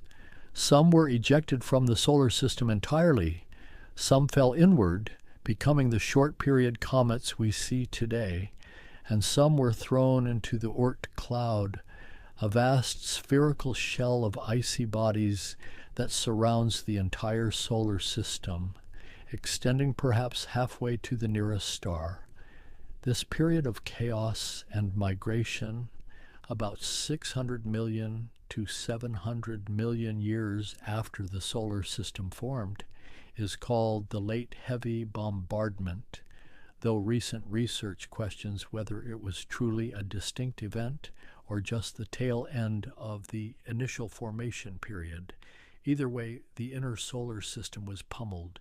The moon's surface still bears the scars, the dark Maria, the seas that aren't seas, but vast impact basins filled with solidified lava, created when massive objects struck with enough force to crack the lunar crust and release molten rock from below. Earth was hit too, certainly, but our active geology has erased most of the evidence. Plate tectonics, weathering, erosion, biological processes, all of them constantly reshaping the surface, burying the past, though a few ancient impact structures remain. ghostly impressions in the oldest rocks. Through all of this violence, all of this chaos, the solar system was sorting itself. The heavy bombardment gradually declined as the planets swept their orbits clear, as the remaining planetesimals were either absorbed, ejected, or locked into stable resonances, safe harbors in the gravitational landscape. By about 4 billion years ago, the architecture was essentially set. 4 rocky worlds close to the sun, 4 giants farther out, countless smaller bodies scattered throughout, and a new phase began. The long, slow cooling, the gradual evolution, the development of atmospheres and climates, and on at least one world, life. The young Earth was nothing like the world we know. The atmosphere was thick with carbon dioxide and nitrogen, water vapor, perhaps methane. No oxygen. Not yet. The surface was molten, or nearly so, cooling from the heat of formation and bombardment, volcanic activity everywhere, the sky dark, the sun appearing dimmer through the haze. But water was there, somehow, either delivered by comets and asteroids from the outer solar system, or released from minerals in Earth's rocks, or both, and as the surface cooled, the water vapor condensed, fell as rain that may have lasted for thousands of years, filling the low places, forming the first oceans, and in those oceans, in some way we still don't fully understand. Chemistry became biology. Molecules organized themselves into systems that could replicate, that could metabolize, that could evolve. And the story that began with a collapsing cloud of gas became a story of life, though that chapter belongs to Earth alone, as far as we know, the only inhabited world in our solar family. The other worlds followed their own paths, each one a laboratory of physics and chemistry, each one conducting its own experiment in planetary evolution.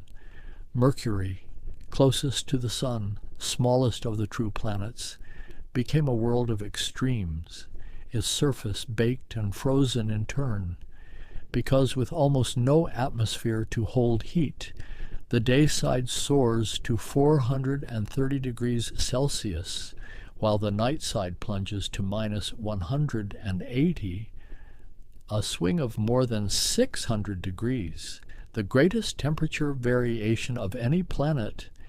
Its core is enormous, proportionally, making up perhaps 60 to 70% of the planet's mass, which suggests that Mercury either formed from unusually metal-rich material, or that something stripped away much of its rocky mantle early in its history, perhaps a giant impact similar to the one that formed Earth's moon, or perhaps the intense heat and solar wind from the young sun simply vaporized the outer layers. The surface is ancient, heavily cratered, looking much like our moon, because without an atmosphere, without plate tectonics, without water, there's nothing to erase the scars. Every impact remains, a geological record stretching back billions of years. And there are strange features, long cliff faces called scarps, sometimes hundreds of kilometers long and up to a kilometer high, thought to be wrinkles in the planet's crust, formed as the interior cooled and contracted, shrinking Mercury like a raisin, its solid shell buckling under the compression. Venus, the second planet, became something else entirely. A cautionary tale about greenhouse effects, about how a world similar in size and composition to Earth could evolve into something hellish. Early Venus may have had oceans, water on its surface. For perhaps the first 2 billion years of its existence, but being closer to the sun, it received more solar energy, which meant more evaporation, more water vapor in the atmosphere, and water vapor is a greenhouse gas, trapping heat, causing more evaporation, a runaway feedback loop. Eventually the oceans boiled away. The water vapor rose high into the atmosphere, where ultraviolet light from the sun split it into hydrogen and oxygen. The light hydrogen escaped to space, the oxygen bound to rocks on the surface, and the water was gone, lost forever. What remained was carbon dioxide, released from volcanic activity, with no water to dissolve it, no life to absorb it, no weathering cycle to lock it into rock. It accumulated, building an atmosphere 90 times denser than Earth's, thick enough that the pressure at the surface is like being a kilometer underwater. And that atmosphere traps heat with brutal efficiency, raising surface temperatures to 465 degrees Celsius, hot enough to melt lead, hot enough that the rock itself glows a dull red, and the clouds, those beautiful clouds that make Venus so bright in our sky, are made of sulfuric acid, raining down but evaporating before reaching the ground. The surface is young, geologically speaking, only about 500 million years old, which suggests that Venus resurfaces itself, perhaps through massive volcanic events that cover the entire planet, or through a different kind of tectonics, not plates sliding over each other as on Earth, but single-plate tectonics, where the entire crust periodically founders, sinking into the mantle, replaced by fresh lava. Mars, the fourth planet, took another path. It started with advantages. A day almost the same length as Earth's, an axis tilted similarly, given it seasons, and evidence suggests it once had liquid water on its surface, rivers carved valleys, water collected in impact craters, minerals formed that require water to exist. But Mars is small, only about a half Earth's diameter, a tenth of Earth's mass, and that mattered enormously because a planet's size determines how long it can retain its internal heat, and heat drives geological activity, which drives magnetic fields, which protect atmospheres from being stripped away by solar wind.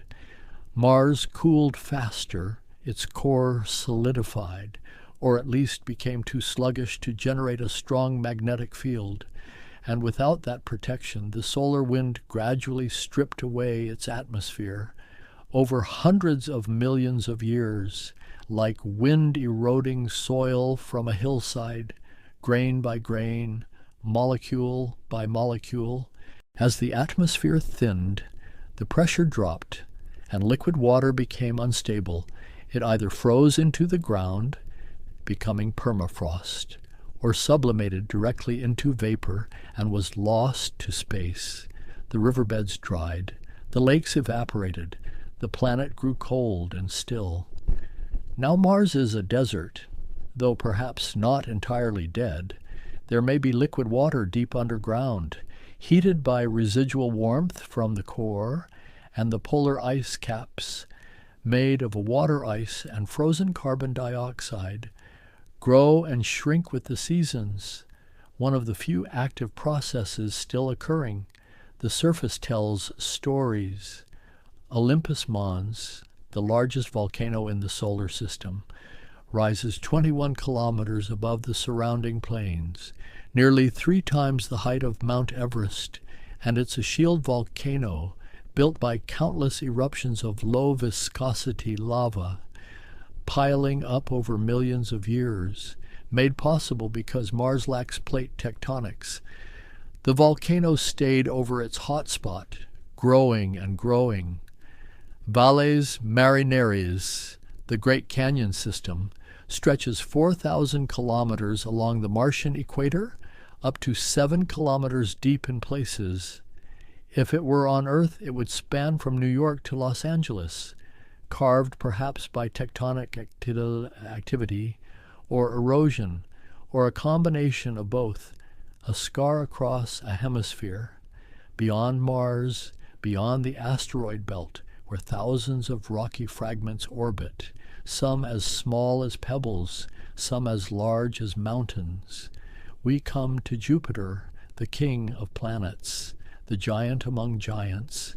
Jupiter is not like the inner worlds, not a ball of rock with a thin atmosphere, but the reverse, a vast sphere of gas, mostly hydrogen and helium, the same material that makes up stars. And deep within, under crushing pressure, hydrogen takes on strange properties, becoming metallic, conducting electricity, generating Jupiter's powerful magnetic field, the strongest of any planet. The atmosphere is all we can see, bands of clouds, creams and browns and reds, moving in opposite directions, some flowing east, some west. Driven by the planet's rapid rotation, Jupiter spins faster than any other planet, a day lasting less than 10 hours. Despite being 11 times wider than Earth, this speed flattens it slightly, making it visibly oblate, wider at the equator than pole to pole. In those bands, storms rage and have raged for centuries.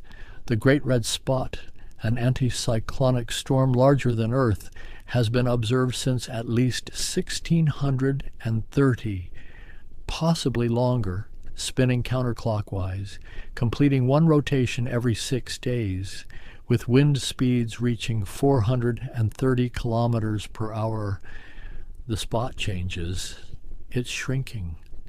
Measurements from the 1800s show it was 4 times wider than Earth. Now it's only slightly larger, and no one knows why, whether it will disappear entirely or stabilize or oscillate in size. Jupiter keeps its secrets. Beneath the visible atmosphere, pressure and temperature increase, deeper and deeper. There may be no solid surface at all, just a gradual transition from gas to liquid to metallic hydrogen, and at the very center, perhaps a rocky core, 10 to 20 times Earth's mass, though even this is uncertain.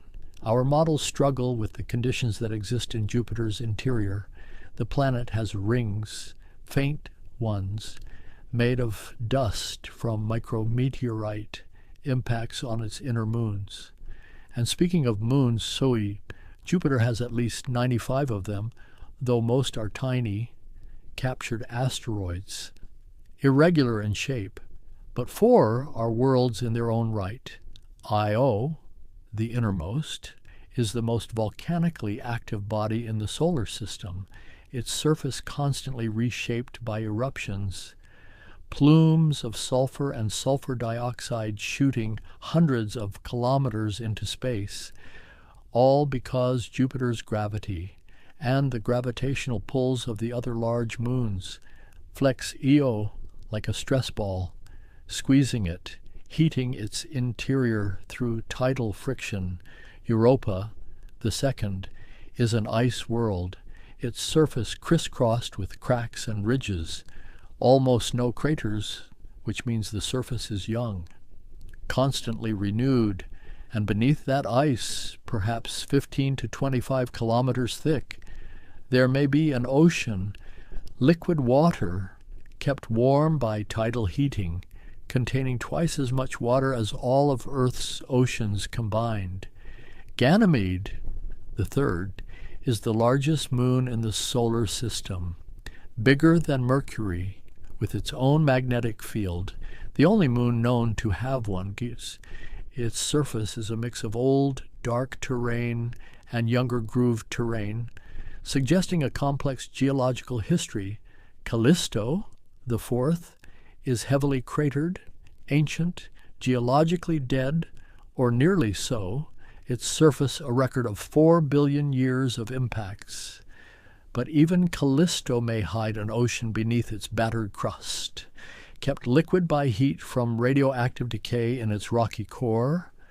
Saturn, the sixth planet, The jewel of the solar system is similar to Jupiter in composition, mostly hydrogen and helium, but smaller, less massive, less dense, so much less dense that if you could find an ocean large enough, Saturn would float. It spins rapidly, too, a day lasting just 10.5 hours, and like Jupiter, it has atmospheric bands, though softer in color, creams and pale golds, with occasional storms, some of which appear as white spots, eruptions of ammonia ice crystals from deeper layers. But what makes Saturn truly remarkable, what captures every eye that sees it through a telescope, are the rings. Vast, impossibly thin, stretching hundreds of thousands of kilometers from the planet, but only tens of meters thick in most places, like a cosmic phonograph record. The rings are made of ice, billions of particles, ranging from dust grain size to house-sized chunks, each one an individual moon, orbiting Saturn in its own path. And they're young, relatively speaking, perhaps only 100 million years old, which raises the question of where they came from. Maybe a moon wandered too close, crossed the Roche limit, the distance at which tidal forces overcome a body's self-gravity, and was torn apart. Or maybe a comet was captured and shattered. Or maybe a collision between moons created the debris. Whatever the origin, the result is breathtaking. The rings are separated into bands with gaps between them, the Cassini division, the Encke gap, cleared by the gravitational influence of Saturn's moons, some of which orbit within the rings themselves. Shepherd moons, their gravity sculpting the ring edges, keeping them sharp. Saturn has even more moons than Jupiter, at least 146 at last count, many discovered only recently. Tiny things, but some are substantial. Titan, the largest, is bigger than Mercury, with a thick atmosphere, mostly nitrogen, and lakes on its surface. Not water, but liquid methane and ethane, the only other place in the solar system with stable bodies of liquid on its surface.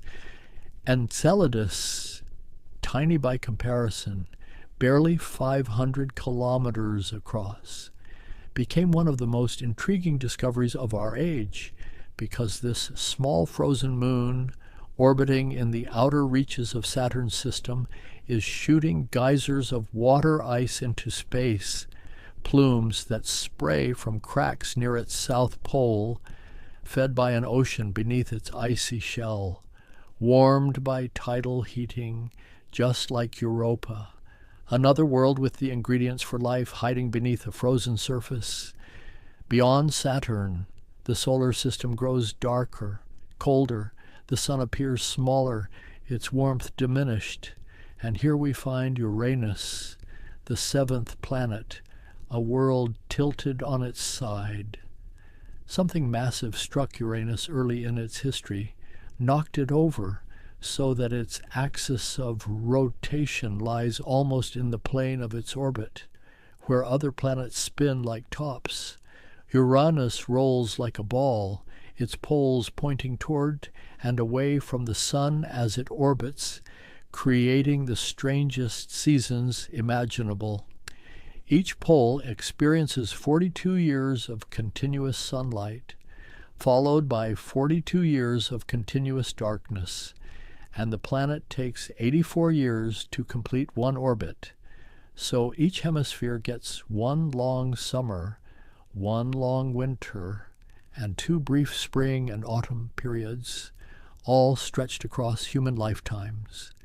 Uranus is an ice giant, distinct from the gas giants, smaller, with less hydrogen and helium proportionally, and more of what astronomers call ices, water, ammonia, methane, though under the pressures inside Uranus, these substances exist in exotic states, hot dense fluids, perhaps superionic water, where oxygen forms a crystal lattice while hydrogen ions flow freely through it, conducting electricity, generating the planet's magnetic field. That magnetic field is strange, tilted 59 degrees from the planet's axis of rotation and offset from the center, as if the field is generated not in the core but in a shell around it, and it wobbles dramatically as the planet rotates, creating a magnetic environment unlike anywhere else we know. The atmosphere is mostly hydrogen and helium, with about 2% methane, and it's that methane that gives Uranus its blue-green color. Methane absorbs red light, reflects blue, painting the planet in soft aquamarine hues, featureless to the eye, though modern telescopes reveal faint bands and occasional storms in infrared wavelengths. Uranus has rings too, dark, thin rings, discovered only in 1977, when the planet passed in front of a star and astronomers noticed the starlight flickering, dimming briefly, multiple times, before and after Uranus itself blocked the star, revealing rings we'd never seen before. And it has moons, 27 known, named not for Greek and Roman deities like most solar system objects, but for characters from Shakespeare and Alexander Pope: Miranda, Ariel, Umbriel, Titania, Oberon, the 5 largest, each with its own character, its own history written in ice and rock. Miranda, the smallest of the large moons, has the most tortured surface, vast canyons, cliffs 20 kilometers high, regions of completely different terrain meeting at sharp boundaries, as if the moon was shattered, then reassembled, though the true explanation probably involves tidal heating and cryovolcanism, ice volcanoes, erupting slushes of water and ammonia instead of molten rock. Neptune, the 8th planet, the last of the giants, was found not by searching the sky, but by mathematics. Astronomers noticed that Uranus's orbit wasn't quite right. Something was pulling on it, perturbing its path, and by calculating where that something must be, they pointed their telescopes, and there it was, Neptune, exactly where the equations predicted. Neptune is similar to Uranus in size and composition, another ice giant, but its atmosphere is more active, storms visible even from Earth. The Great Dark Spot, discovered by Voyager 2 in 1989, was an anticyclonic storm similar to Jupiter's Great Red Spot, though it disappeared within a few years. Unlike Jupiter's persistent feature, wind speeds on Neptune are the highest in the solar system, reaching 2,000 kilometers per hour, faster than the speed of sound on Earth, driven by some internal heat source we don't fully understand, because Neptune radiates more than twice as much heat as it receives from the Sun, even though it's 30 times farther from the Sun than Earth, receiving 900 times less sunlight. Neptune's largest moon, Triton, is strange among large moons because it orbits backward, retrograde, opposite to Neptune's rotation, which means it wasn't formed alongside the planet but was captured, probably from the Kuiper Belt, making it a distant cousin of Pluto, a Kuiper Belt object that wandered too close and was snared by Neptune's gravity. Triton is geologically active. Its surface is young, only a few million years at most, with nitrogen geysers that erupt through the ice, creating dark streaks on the surface, and it's spiraling slowly inward, tidal forces gradually slowing its orbit. In a few billion years it will cross Neptune's Roche limit and be torn apart, forming perhaps the most spectacular ring system in the solar system, though there will be no one to see it. Beyond Neptune, in the cold dark reaches past the orbits of the planets, lies the Kuiper Belt, a disk of icy bodies, remnants from the solar system's formation, never gathered into planets, too distant, too sparse, too disturbed by Neptune's migration. Here we find Pluto, once called the ninth planet, now designated a dwarf planet, not because it's small, though it is, smaller than Earth's moon, but because it hasn't cleared its orbital neighborhood. It shares the Kuiper Belt with thousands of similar objects, Haumea, Makemake, Eris, and countless smaller bodies. Pluto itself is a complex world, despite its size, with mountains of water ice as hard as rock in the cold, plains of nitrogen ice that flow like glaciers, a tenuous atmosphere that freezes and falls as snow when Pluto moves farther from the Sun in its elliptical orbit, then sublimates again as it approaches. It has 5 moons.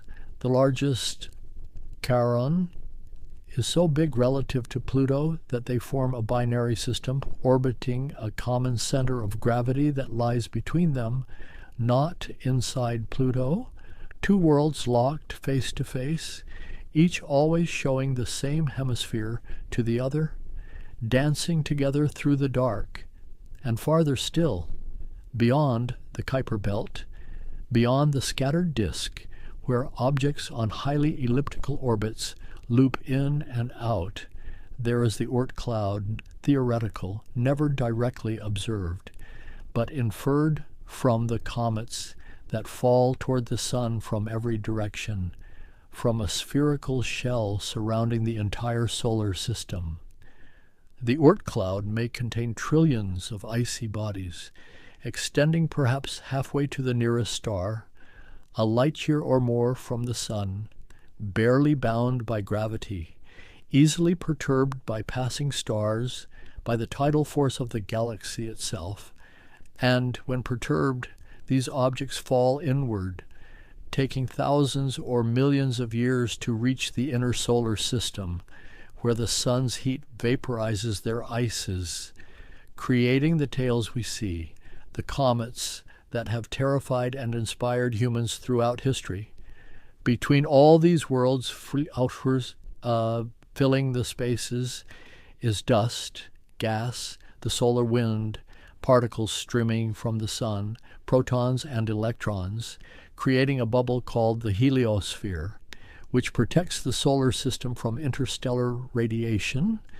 The heliosphere extends far beyond Pluto, beyond the Kuiper Belt, to the heliopause, where the solar wind finally meets the interstellar medium and stops, compressed, deflected, marking the boundary between what belongs to the Sun and what belongs to the galaxy. 2 spacecraft have crossed that boundary, Voyager 1 in 2012, Voyager 2 in 2018, carrying with them golden records, messages from humanity, sounds and images, music and greetings in multiple languages, just in case someone finds them, billions of years from now, when the Sun has changed, when Earth may no longer exist. These artifacts will still be drifting, ambassadors to deep time. The solar system is not static, not frozen in time. It continues to evolve. The Sun is slowly brightening, about 10% brighter now than when it formed, and it will continue to brighten in 1 billion years, perhaps less. Earth's oceans will boil away, the planet becoming another Venus, uninhabitable, and the habitable zone will shift outward, perhaps to Mars, perhaps to the moons of Jupiter. In 5 billion years, give or take, the Sun will exhaust the hydrogen in its core. Fusion will slow, the core will contract, heat, and fusion will begin in a shell around the core. The Sun will swell, becoming a red giant.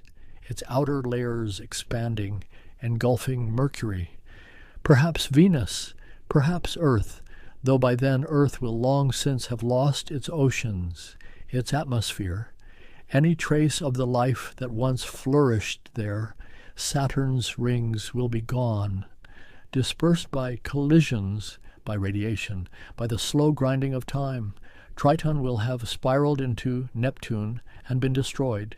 Mars will have cooled completely, its core frozen solid, and the dance of the planets will continue, slower, colder, darker, until the sun sheds its outer layers, becomes a white dwarf, a dense ember slowly cooling, and the planets orbit in eternal twilight. But that is far ahead, unimaginably far. For now, the solar system is in its middle age, stable, mature, its violent youth behind it, and on one small world, circling an ordinary star in an unremarkable part of the galaxy, life has emerged, evolved, developed consciousness, and looked outward, mapping the cosmic neighborhood, sending probes to distant worlds, asking questions about origins and endings, finding in the solar system both a mirror and a mystery. We've sent our eyes and ears outward, built machines that can withstand radiation and cold and the vast emptiness between worlds, and through them we've touched the surfaces of places humans may never walk. We've landed rovers on Mars, watched them crawl across rust-colored plains, drill into rocks, analyze soil, search for signs that life once existed there or might still exist, hidden underground, waiting.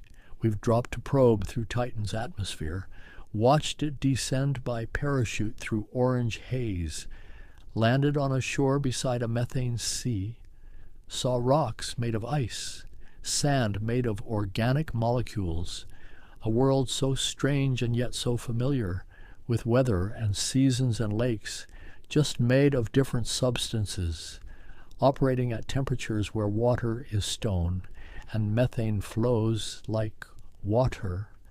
We've flown past Pluto, New Horizons spacecraft, taken 9.5 years to reach it, and in those few hours of closest approach, transformed Pluto from a fuzzy dot in our best telescopes to a real place, with mountains and glaciers and a heart-shaped plain of frozen nitrogen, revealing that even in the outermost reaches, worlds are more complex than we imagined. We've sent Cassini to orbit Saturn for 13 years, watching the seasons change, studying the rings in detail never before possible, discovering new moons, new structures, before finally, running low on fuel, commanded to dive into Saturn's atmosphere, to burn up, to become part of the world it studied, ensuring it wouldn't accidentally contaminate any moon where life might exist. And all of this, every mission, every discovery, adds layers to our understanding, but also reveals how much we don't know, how many mysteries remain. We don't know exactly how planets form. We have models, theories, simulations, but watching it happen is impossible.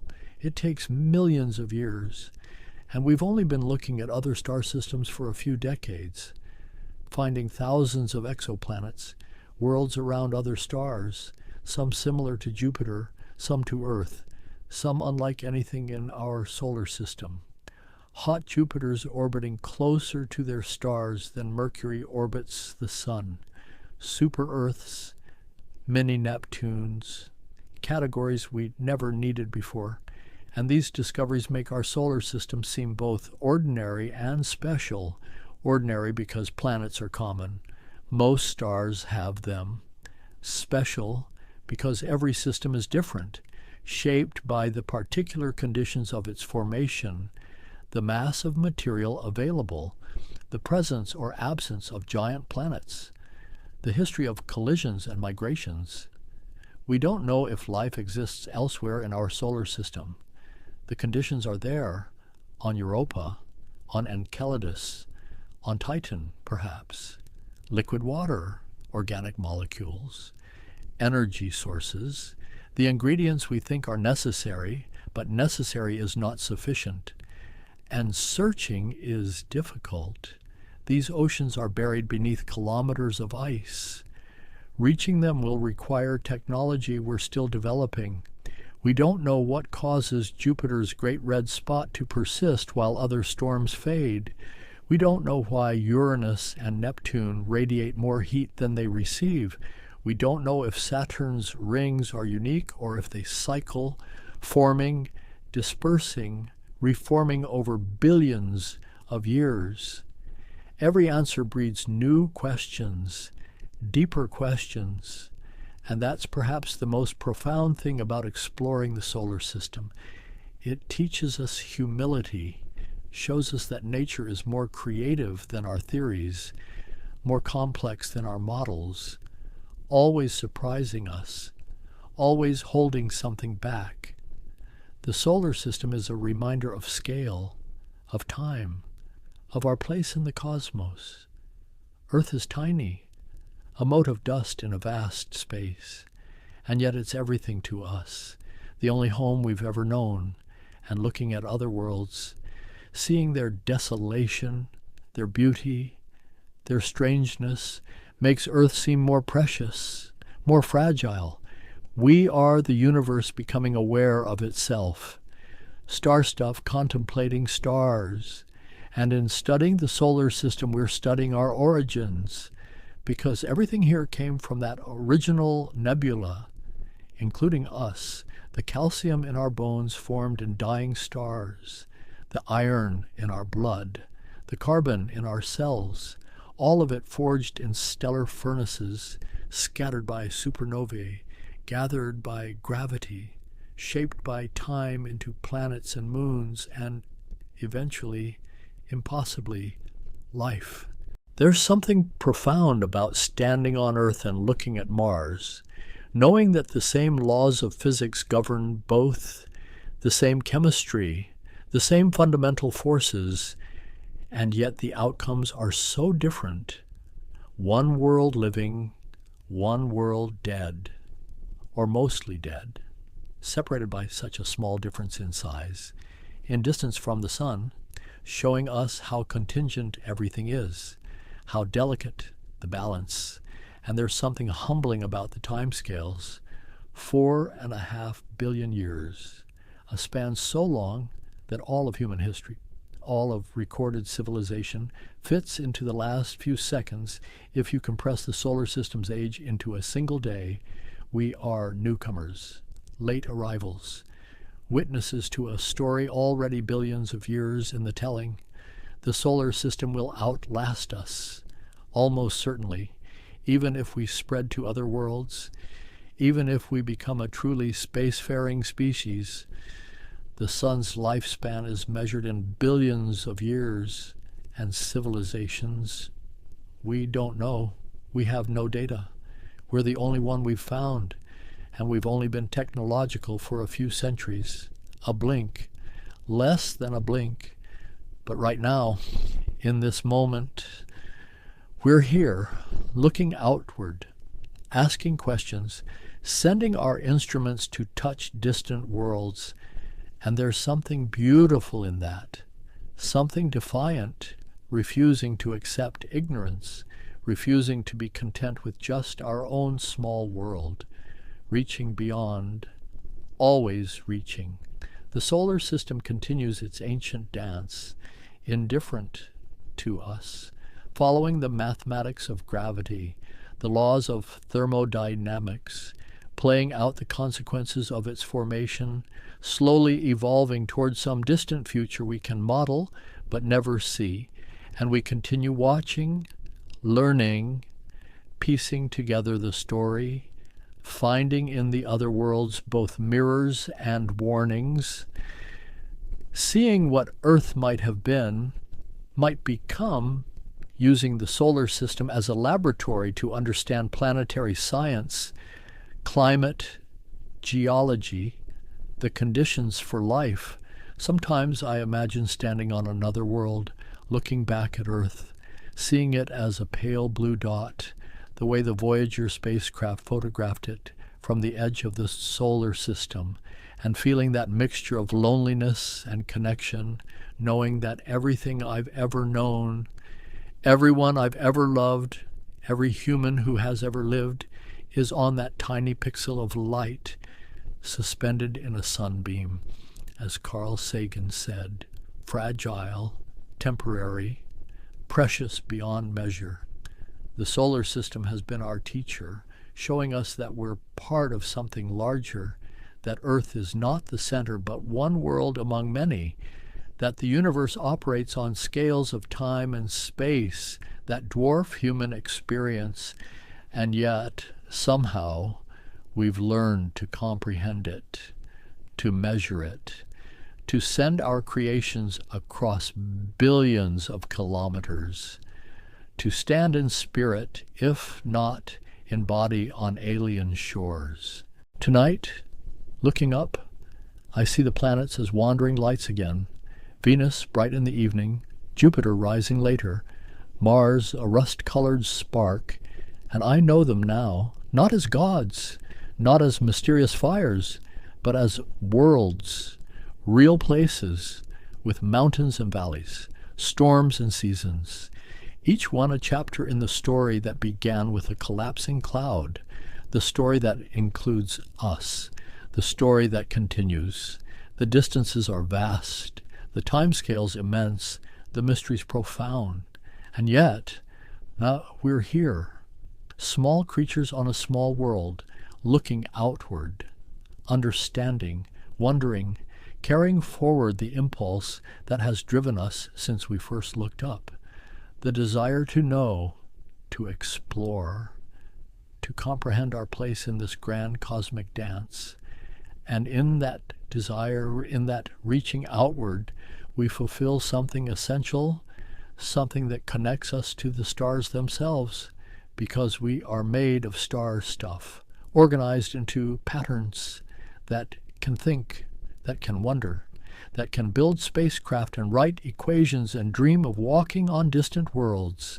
The solar system turns, patient, eternal, indifferent, and beautiful beyond words, a family of worlds bound by gravity and history, each one unique, each one a world entire, and we, brief as we are, have learned to read their surfaces, to understand their atmospheres, to piece together their stories, and in doing so, we've learned to read our own story, to understand where we came from, and perhaps where we're going.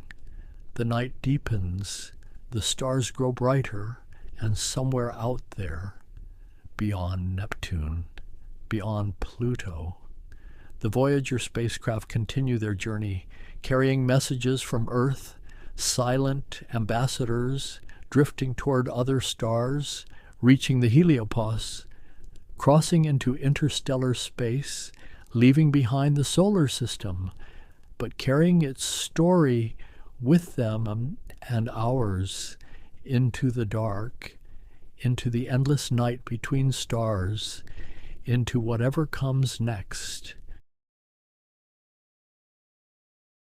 I notice the forest first, the way silence gathers between the trees like something you could hold in your hands. And in that gathering quiet, there's a kind of attention, the sort that pulls you inward, not toward sleep, though that might come, but toward something older, something that has always lived in the space between what we know and what we cannot name, language. The word itself feels almost too small, like trying to cup water in your palms. It spills through, it reshapes itself, and yet we use it. We have always used it, long before we understood what it was we were doing. Tonight, I find myself thinking about this, about the way sounds become meaning, the way breath becomes words, and words become everything we have ever known, there's a particular quality to the air when you begin to notice these things. When you start paying attention to the architecture of thought itself, and I imagine, just for a moment, what it might have been like tens of thousands of years ago, when the first human voice shaped itself around an idea, around a need to share what was inside, to make the invisible visible. The darkness around me feels generous, patient, and in it I can almost hear echoes, not literal echoes, but something like them, the accumulated weight of every utterance, every whispered secret and shouted declaration, every lullaby and prayer and joke and argument that has ever moved through human lips. Linguistics, the study of this magnificent complexity. This thing we do without thinking, breathing and speaking and meaning all at once. It asks us to slow down, to look closely at what we've been doing all along, to see the patterns we've been weaving since before we knew we were weavers. And there's something deeply calming about this, about recognizing that we are all, every one of us, walking repositories of linguistic knowledge, that our tongues know things our minds have never formally learned, that we navigate grammatical structures more intricate than any cathedral without ever having seen the blueprints. I think about a child, in any time, in any place, listening, absorbing, building an entire system of communication from the sounds that float around them, and how this happens, how it has always happened, without textbooks or instruction manuals, just the patient accumulation of patterns, the slow recognition of how pieces fit together. The study of language, when you really enter into it, becomes a study of everything, because language touches everything. It's there in the way we remember, the way we dream, the way we organize reality into categories and concepts. It's the medium through which we inherit the thoughts of the dead and pass our own thoughts to the unborn. And tonight, in this quiet space, I want to trace some of these threads, to follow the long story of how we came to understand what language is and what it does, and how it works its particular magic. This isn't a history exactly, though history will move through it. And it isn't a lesson, though there are things here worth learning. It's more like a slow walk through a museum at closing time, when the crowds have gone, and you can stand before each display as long as you like, letting your attention settle, letting the details emerge from the dimness. The field of linguistics, as a formal discipline, as a named pursuit, is relatively young, but the questions it asks are ancient. People have always wondered about language, about its origins, about its diversity, about the relationship between words and world, between sound and sense, and there's a particular texture to these questions, a quality of infinite regression, because we use language to study language. We're inside the thing we're trying to see clearly, like trying to see your own eyes without a mirror. And yet, we've developed such remarkable ways of looking, such sophisticated instruments of attention. I imagine the earliest grammarians in ancient India, in classical Greece, in medieval Iceland, listening to their own languages with new ears, beginning to catalog, to classify, to notice the rules hiding inside what seemed like chaos, and how that noticing, that careful attention, was itself a kind of meditation, a way of honoring the mystery by mapping its contours. The landscape of language, if we could see it all at once, would stretch beyond any horizon. thousands of languages, each one a complete universe of expression, each one solving the same fundamental problem, how to move meaning from one mind to another, but solving it in such wildly different ways. And we'll explore some of these these beautiful variations as we move forward.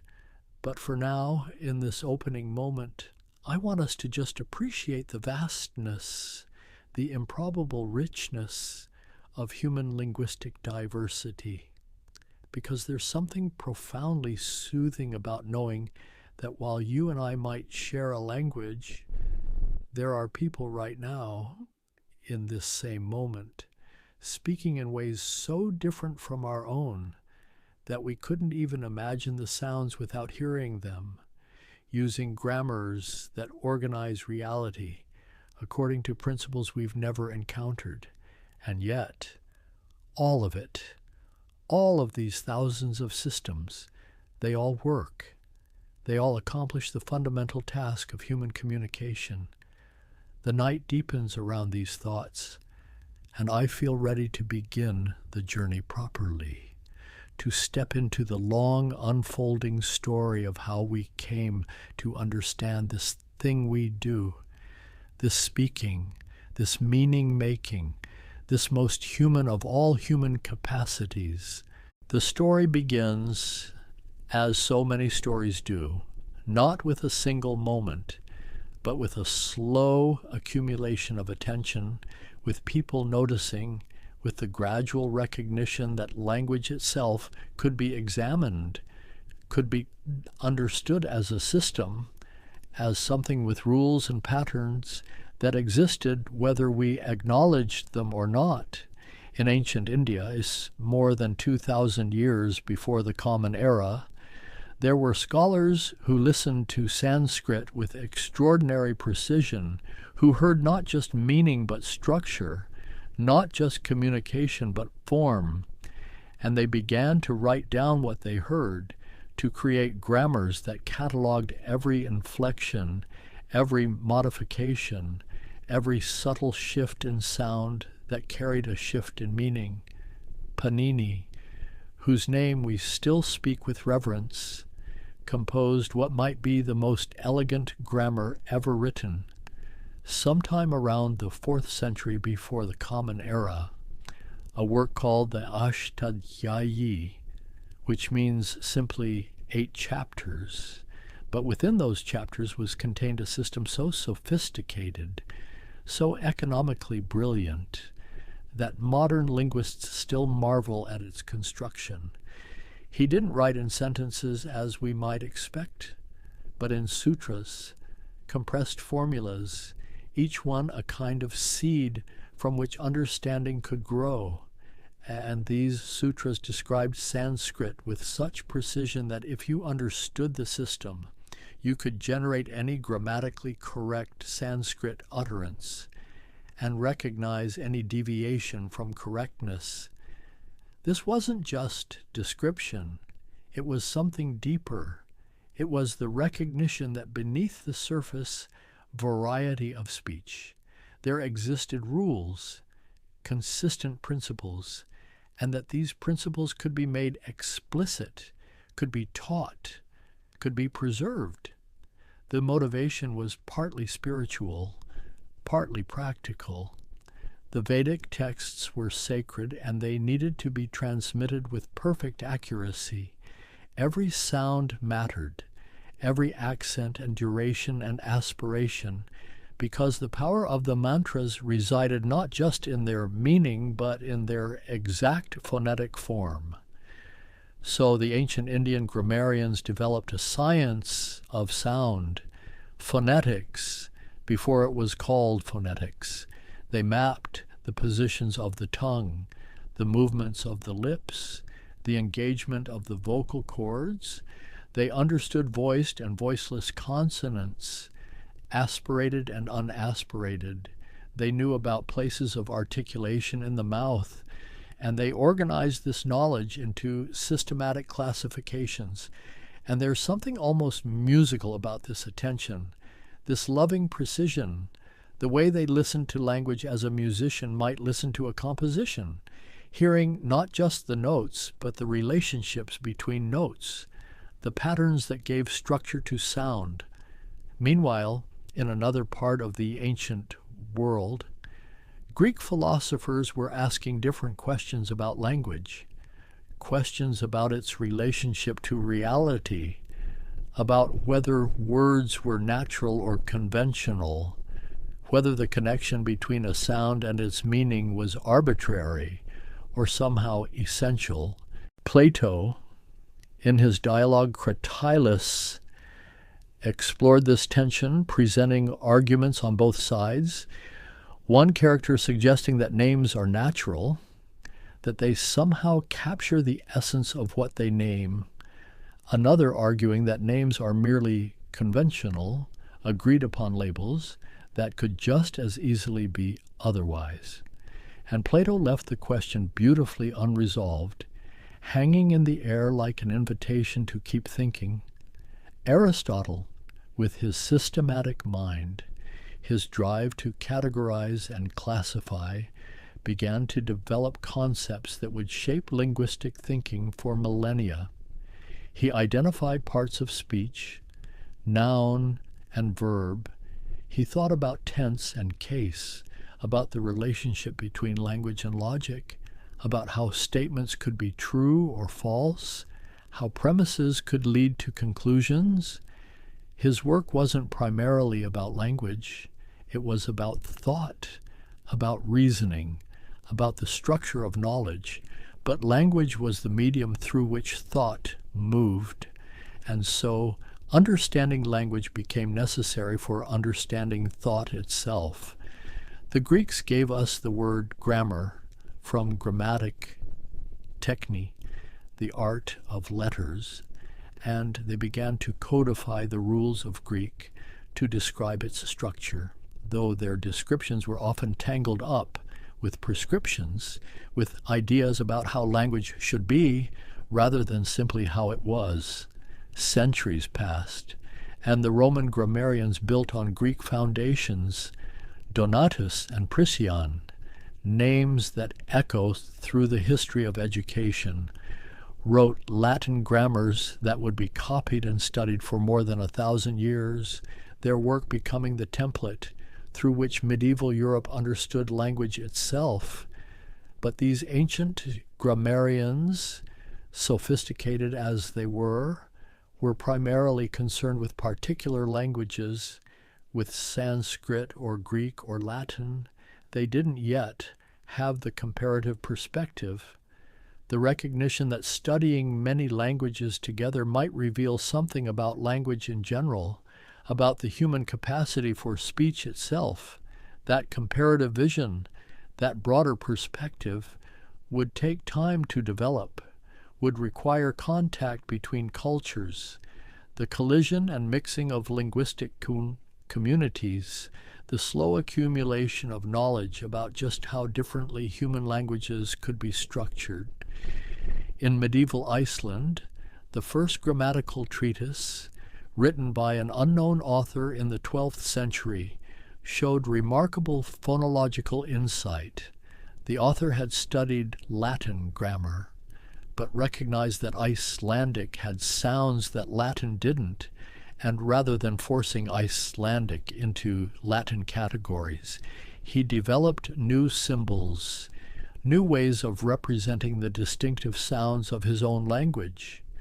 This was a kind of linguistic independence, a recognition that each language had its own integrity, its own system, and that understanding required flexibility, required meeting the language on its own terms, rather than imposing foreign categories.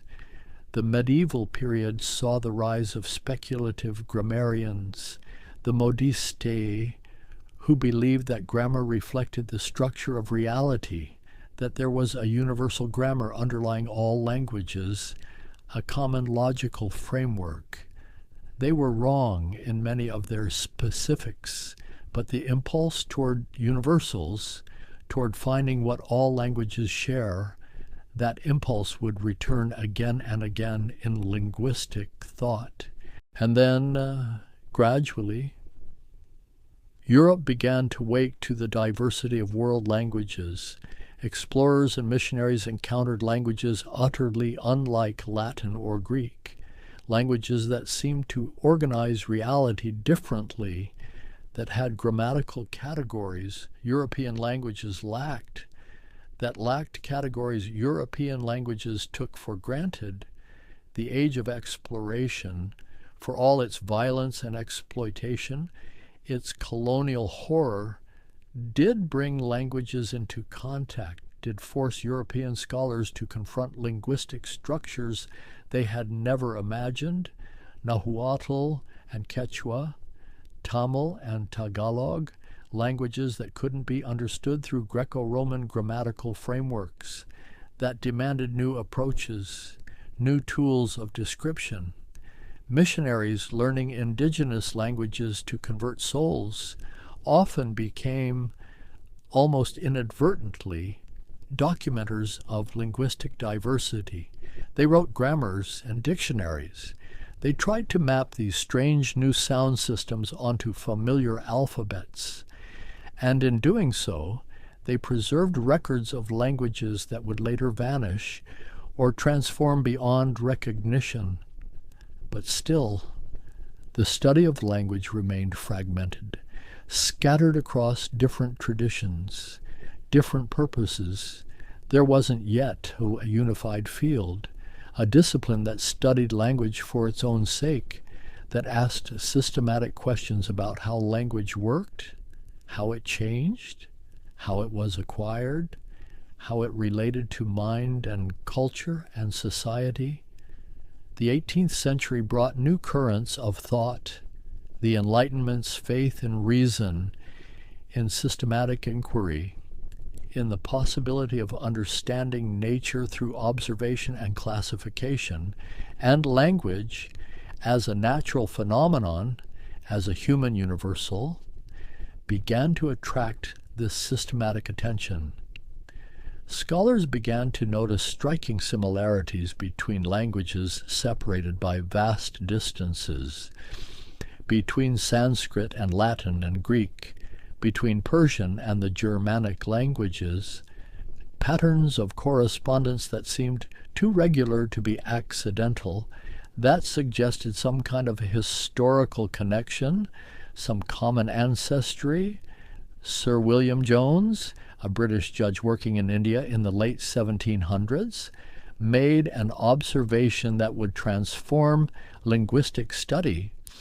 He noticed that Sanskrit bore a striking resemblance to Greek and Latin, not just in vocabulary, but in grammatical structure, in the very architecture of the language. And he suggested in a lecture delivered in 1786 that these languages must have sprung from a common source, perhaps no longer existing. This was the birth, or perhaps the articulation, of comparative linguistics, the recognition that languages were related, that they formed families, that they evolved and changed over time according to regular principles, and that by comparing languages carefully, by identifying systematic correspondences, scholars could reconstruct linguistic prehistory, could trace the branching paths by which modern languages descended from ancient ancestors. The early 1800s saw an explosion of comparative work. Scholars like Rasmus Rask and Franz Bopp and Jacob Grimm, the same Grimm who would later collect fairy tales, they began to work out the regular sound correspondences between related languages to show that when Latin had a PA sound, Germanic languages often had an F, that these weren't random variations, but systematic shifts, sound laws that operated with almost mathematical regularity. Jacob Grimm formulated what came to be known as Grimm's Law, describing a pattern of consonant shifts that had occurred in the Germanic languages, showing how Proto-Indo-European European stops had systematically shifted, how you could predict what sound would appear in one language based on what appeared in another. And this regularity, this law-like behavior suggested that language change wasn't chaotic, wasn't arbitrary, but followed principles that could be discovered and described. The neo-grammarians, Die Junggrammatiker, a group of German scholars in the late 1800s, pushed this insight to its extreme. They insisted that sound laws admitted no exceptions, that if a sound change occurred, it occurred everywhere in the language, in every word that met the right conditions, and that apparent exceptions must be explained by other factors, by analogy or borrowing or some other systematic process. This was a radical position, one that treated linguistic change as a natural science, subject to laws as regular as those governing physics or chemistry. And while the strictest version of this view would later be modified, softened, the fundamental insight remained that language change was systematic, that it could be studied scientifically, that history left traceable patterns in the structure of language. And this systematic approach, this scientific rigor, opened doors that had been closed for centuries. Suddenly, language wasn't just a tool for communication or a repository of culture or a marker of identity. It was also a natural phenomenon, something that could be studied with the same methods used to study geology or biology, something with its own patterns and principles and history. The reconstruction of Proto-Indo-European, the hypothetical ancestor of Sanskrit and Greek and Latin and Persian and Celtic and Germanic and Slavic and dozens of other language families, became a great collaborative project of 19th century scholarship.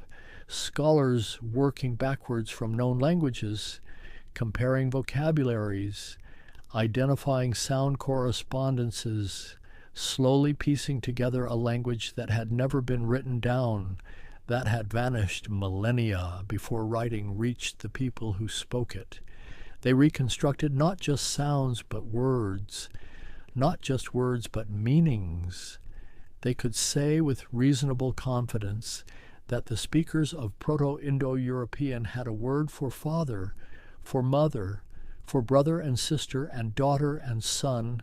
They had words for animals, for horse and cow and sheep and wolf. They had words for natural phenomena, for snow and star and moon and sun. And from these reconstructed vocabularies, scholars tried to imagine where these people had lived, what their culture had been like, what animals and plants and landscapes they had known. This was linguistic paleontology, recovering vanished worlds from the traces left in living speech, and it carried a certain poetry, a certain romance, the idea that every word we speak connects us to speakers long dead, that language is a kind of time machine, carrying ancient patterns forward into the present. But even as comparative linguistics flourished, as Indo-European studies dominated the field, there were scholars asking different questions. Questions not about historical relationships, but about synchronic structure, about how languages worked as systems at a given moment in time, regardless of their history or origins.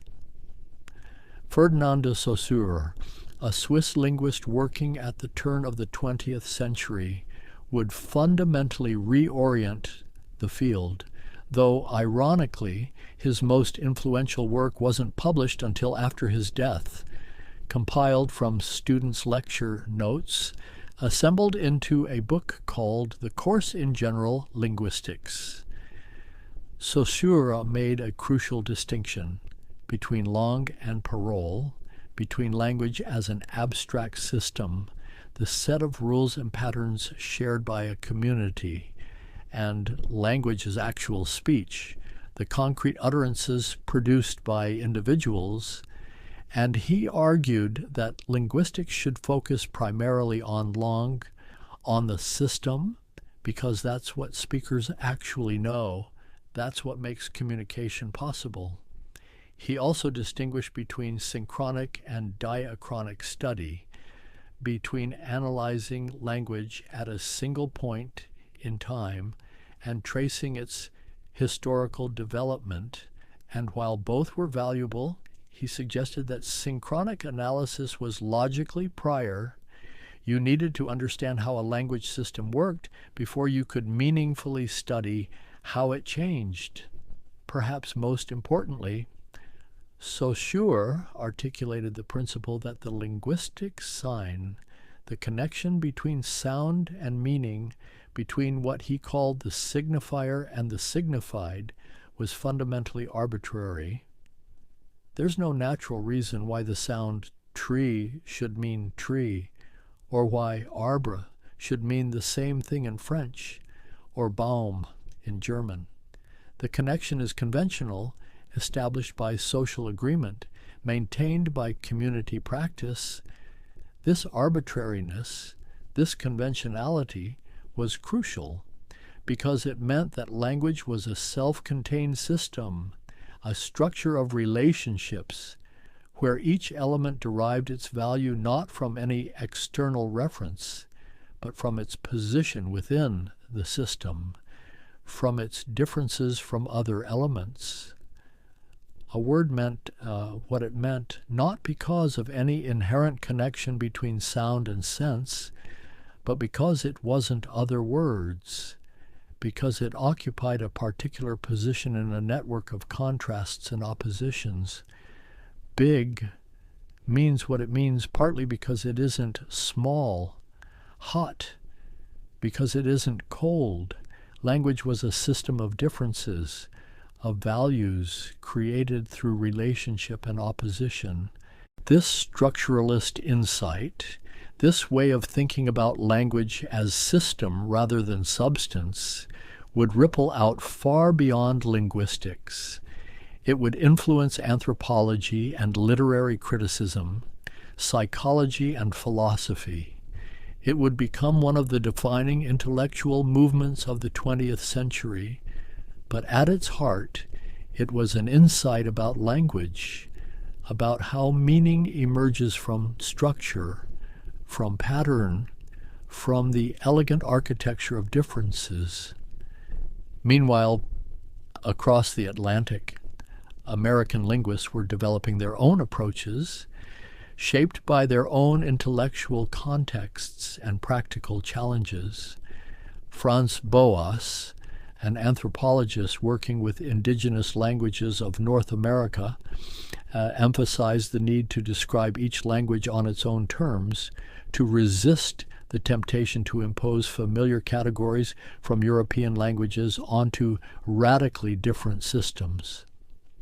He and his students, Edward Sapir and Leonard Bloomfield and others, documented languages that were vanishing, that were threatened by colonization and forced assimilation, and in documenting them, they encountered grammatical structures that challenged every assumption about what language could be. Languages with noun classes based on shape or animacy rather than gender. Languages where the verb carried information about the shape or consistency of its object. Languages with evidential markers that specified how the speaker knew what they were claiming, whether through direct perception or inference or hearsay. Grammatical distinctions that English simply didn't make, that English speakers didn't even think to make. Sapir, with his poet's sensibility, his feeling for the aesthetic dimensions of language, wrote about linguistic relativity, about the possibility that the language you speak shapes how you think, how you perceive, how you carve up the continuous flow of experience into discrete categories. His student Benjamin Lee Whorf would develop this idea further. though often in ways Sapir himself might not have endorsed. The Sapir-Whorf hypothesis, as it came to be known, suggested in its strongest form that language determines thought, that speakers of different languages literally inhabit different cognitive worlds.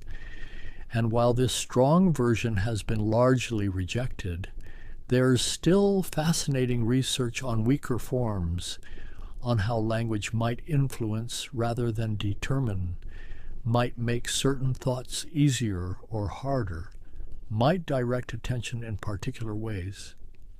Bloomfield, taking a very different approach, tried to make linguistics rigorously scientific, to base it on observable behavior rather than introspection or intuition. His approach, called structural linguistics, or sometimes American descriptivism, focused on distribution, on what elements could appear where, on the patterns of combination that defined grammatical structure. He wanted linguistics to be objective, empirical, free from mentalism, from appeals to meaning or intention or mental states. And while this behaviorist framework would eventually be challenged, the descriptive techniques Bloomfield developed, the careful attention to phonological and morphological patterns, the systematic methods for analyzing linguistic structure, these became fundamental tools of the field. The mid-20th century brought another revolution, another fundamental reorientation of how linguists thought about their subject. And this revolution came from an unexpected source, a young scholar at MIT trained in mathematics and logic, whose work would transform not just linguistics but cognitive science more broadly. Noam Chomsky, in a review published in 1959, systematically dismantled the behaviorist approach to language, arguing that language acquisition couldn't be explained by stimulus and response, by reinforcement and conditioning, because children produced sentences they'd never heard, because they extracted rules from limited input, because the linguistic knowledge they developed was far richer than the evidence available to them. This was the poverty of the stimulus argument, the observation that what children learn about language vastly exceeds what they could logically derive from the examples they hear. And Chomsky's solution was to propose that humans are born with an innate language faculty, a universal grammar, a set of principles and parameters that constrain and guide language acquisition. Language, in this view, wasn't learned the way you might learn to ride a bicycle or memorize multiplication tables.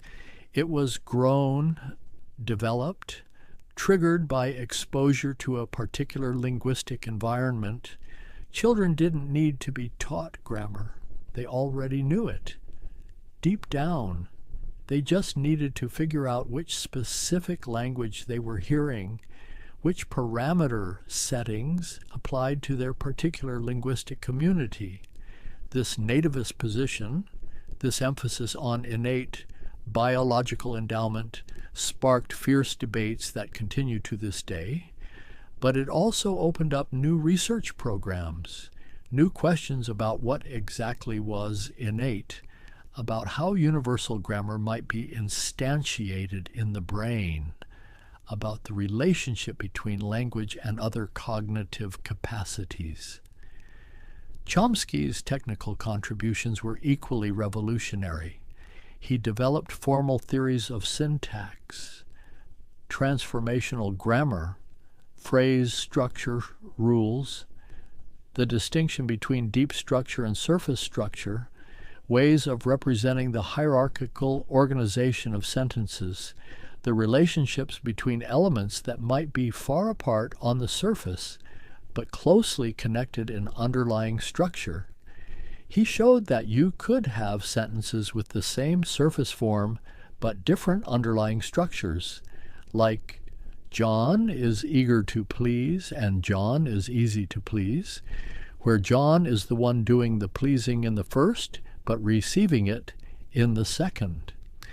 And he showed that understanding these sentences required access to abstract structural relationships that went beyond the linear sequence of words.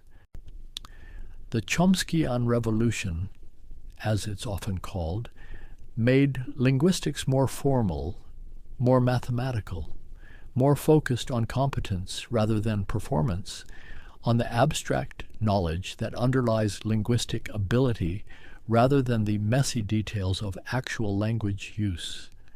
And while this approach had its critics, while many felt it neglected important aspects of language, its social dimensions, its variation, its use in real communicative contexts, it undeniably energized the field, attracted brilliant minds from mathematics and philosophy and computer science, turned linguistics into a hub of cognitive science.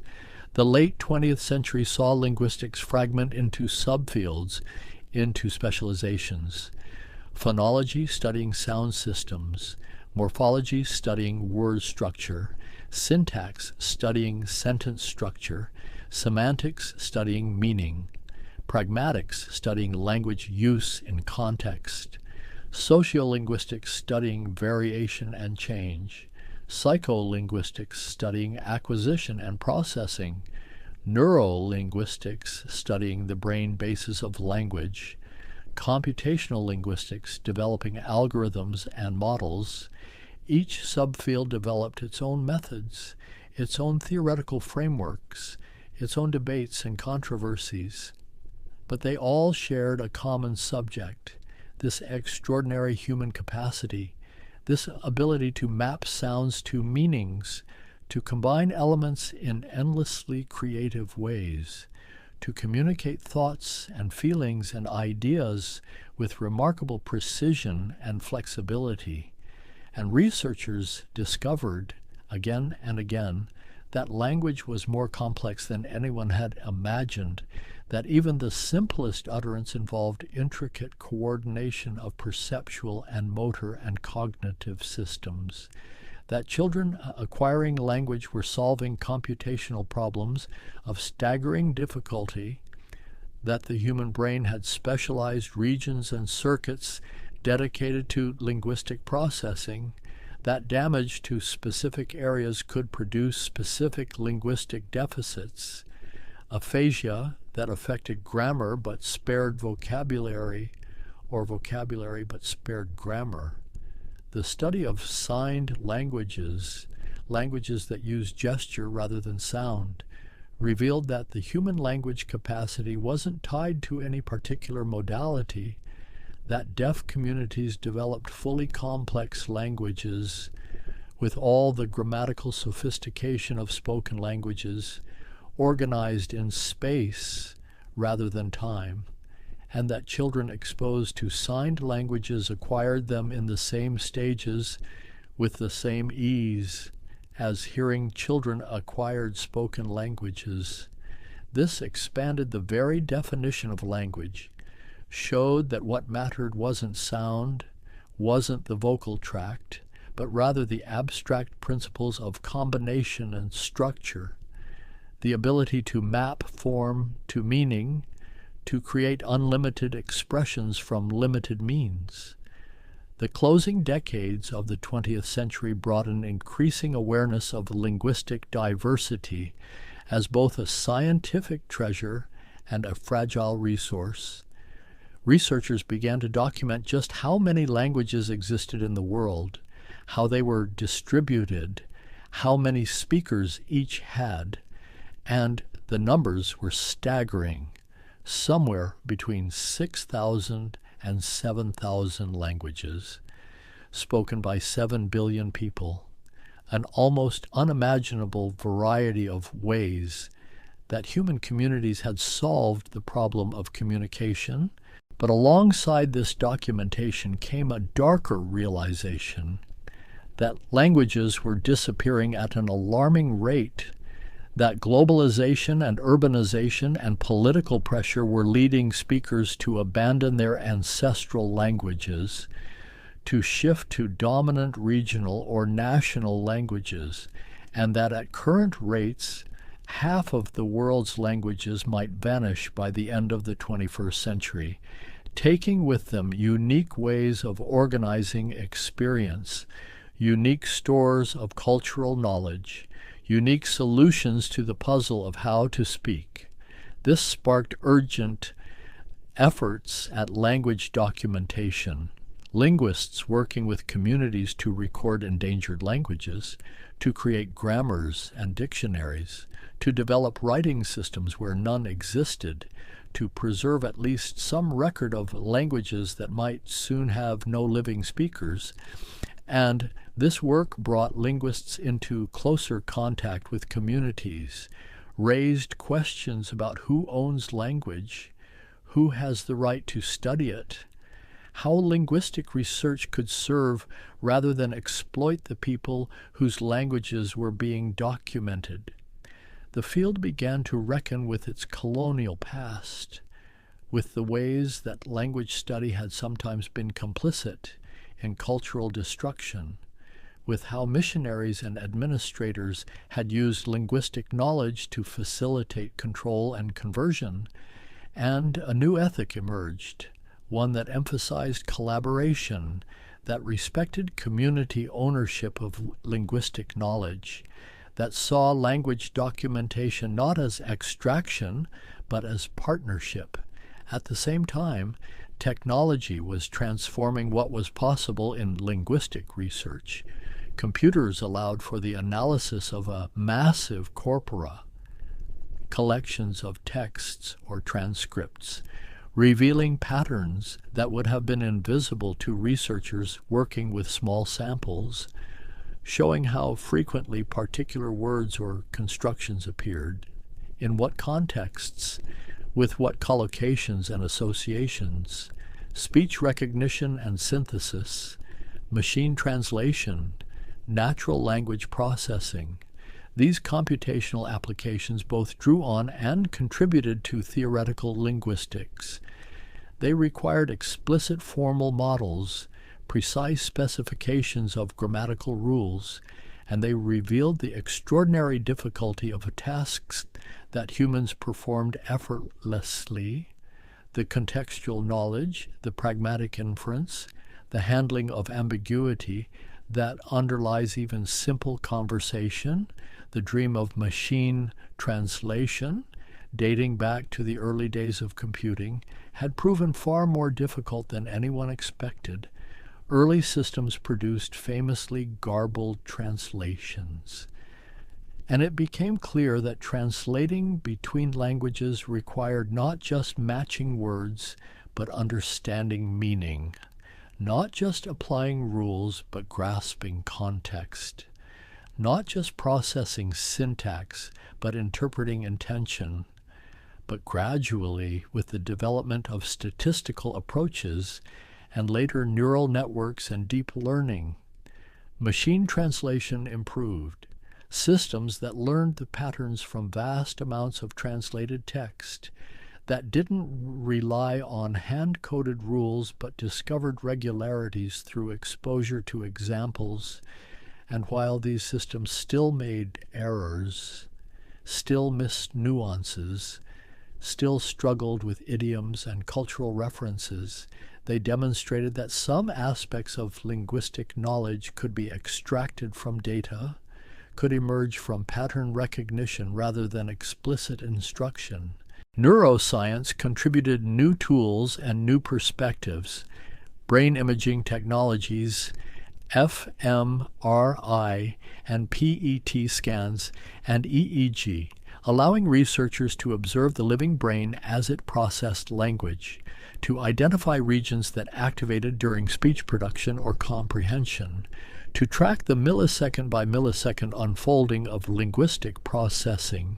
Researchers found that language wasn't localized to a single area, but distributed across networks, that Broca's area and Wernicke's area, the classical language regions identified from 19th century lesion studies, were part of larger circuits, that processing grammar and processing meaning recruited overlapping but distinguishable neural systems, that the brain's response to linguistic violations, to sentences that broke grammatical rules, showed distinctive electrical signatures. The study of bilingualism revealed remarkable plasticity, showed that the brain could maintain multiple language systems, could switch between them flexibly, that learning a second language changed neural structure, and that these changes depended on age of acquisition, on proficiency, on how the languages were used, challenging earlier assumptions about critical periods and native-like attainment. Evolutionary linguistics emerged as a vibrant field, asking how language evolved, what precursors existed in other species, what genetic changes might have enabled human linguistic capacity. And while many questions remained deeply controversial, while the evidence was necessarily fragmentary, researchers made progress on understanding the evolutionary context, the selective pressures, the cognitive prerequisites that had to be in place before language could emerge. Studies of animal communication, of bird song and whale song, of primate calls and bee dances revealed sophisticated systems, but none with the full combinatorial power of human language, none with the same recursive structure, the ability to embed phrases within phrases, to generate unlimited novel expressions from finite means. And this suggested that while many animals communicated, while many had signals and calls and displays, language as humans practiced it was genuinely unique, the product of specific evolutionary innovations. The FOXP2 gene, discovered through the study of a family with severe speech and language difficulties, provided the first concrete link between genetics and language. Mutations in this gene disrupted the ability to coordinate the fine motor movements required for speech, and comparative studies showed that the human version of FOXP2 differed from that in other primates, that these differences had arisen relatively recently in evolutionary time, though the gene itself was ancient, involved in many aspects of development, not a language gene in any simple sense, but one piece of the complex genetic architecture underlying linguistic ability. Fieldwork continued. Linguists traveling to remote regions, documenting languages spoken by small communities, and these descriptions revealed again and again how inadequate our theoretical frameworks were, how they'd been shaped by the familiar languages of Europe and Asia, how they struggled to account for the full range of human linguistic diversity. Languages with objects that preceded verbs, with verbs that came at the very end of sentences, languages with no clear distinction between nouns and verbs, languages with elaborate systems of classifiers, of evidentials, of tense and aspect markings that tracked information European languages ignored, languages that incorporated gestures as grammatical elements, that used iconicity, direct resemblance between form and meaning, in ways that challenged Saussure's principle of arbitrariness. Researchers working on these languages developed new theoretical frameworks, new ways of thinking about universals and variation, some arguing that diversity was so profound that the search for universal grammar was misguided, that languages were fundamentally different systems, shaped by history and culture and communicative needs. Others arguing that beneath surface diversity there were indeed deep commonalities, but that these commonalities were more abstract, more flexible than earlier theories had proposed. The field fractured into schools, into competing approaches. Chomskyan generative grammar, cognitive linguistics, construction grammar, functional typology, each with its own assumptions, its own methodologies, its own journals and conferences and training programs. And while this fragmentation sometimes felt divisive, it also reflected vitality, the existence of multiple productive research programs, multiple ways of asking questions about language, and through all these developments, all these theoretical debates and technical advances, there remained something fundamentally mysterious about language, something that resisted complete explanation. The fact that every neurologically typical child exposed to language acquired it, that they did so rapidly, effortlessly, without formal instruction, that they became fluent speakers of systems of immense complexity, that they could produce and comprehend sentences they'd never encountered before, that they could use language not just to communicate, but to think, to plan, to remember, to imagine.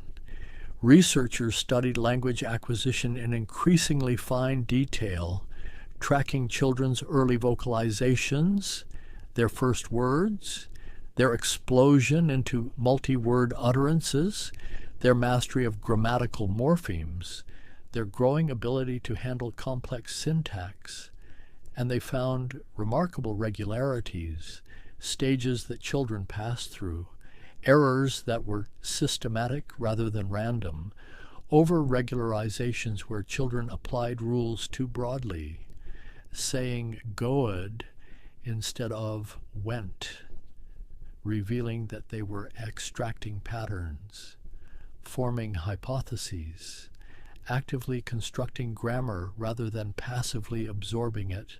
But they also found variation, individual differences in pace and style, in whether children began with hollow phrases, single words standing for whole meanings, or with telegraphic multi-word combinations, differences that correlated with temperament, with environment, with the linguistic input children received, showing that while the broad trajectory was universal, the details were shaped by individual and cultural factors. The study of language disorders, of specific language impairment, of dyslexia, of autism spectrum conditions and their variable impact on linguistic development, revealed dissociations, cases where linguistic abilities were impaired while other cognitive capacities were intact, or where language developed normally despite cognitive impairments in other domains. And these dissociations supported the idea that language was in some sense modular, a distinct system with its own neural basis and developmental trajectory. Sociolinguistics flourished, documenting the social stratification of linguistic variation, how pronunciation and grammar and vocabulary varied by class, by region, by ethnicity, by gender, by age, showing that language wasn't uniform even within a single community, that speakers commanded multiple varieties, that they shifted between them depending on context, on audience, on the identity they wanted to project. William Labov's work on sound change and progress, tracking how vowel pronunciations were shifting in real time in American cities, demonstrated that language change was observable, measurable, that it followed social patterns, spreading through networks, led by particular demographic groups, and that speakers weren't consciously aware of most of these changes. They were happening below the level of explicit attention, driven by social dynamics rather than deliberate choice. The recognition that all languages and dialects were equally valid as linguistic systems, that non-standard varieties weren't corrupted or degraded forms, but legitimate varieties with their own rules and structures, helped challenge linguistic prejudice, the way that dialects were used to discriminate, to deny opportunities to mark speakers as uneducated or unintelligent, though this recognition in academic linguistics hasn't always translated to broader social acceptance. And as the 21st century began, as new technologies emerged, social media and messaging apps and voice assistants, language adapted, new forms of written communication developed, blending features of speech and writing, creating novel conventions, acronyms and emoji and reaction GIFs, ways of conveying tone and emotion in text. And linguists studied these innovations, these rapid changes, seeing in them the same creative impulses, the same drive to communicate effectively that had always characterized human language use. The field today is vast, multifaceted, drawing on insights from psychology and neuroscience, from anthropology and computer science, from philosophy and education, asking questions at every level of organization, from the physics of speech sounds to the social dynamics of language communities, from the neural basis of grammar to the cultural construction of meaning.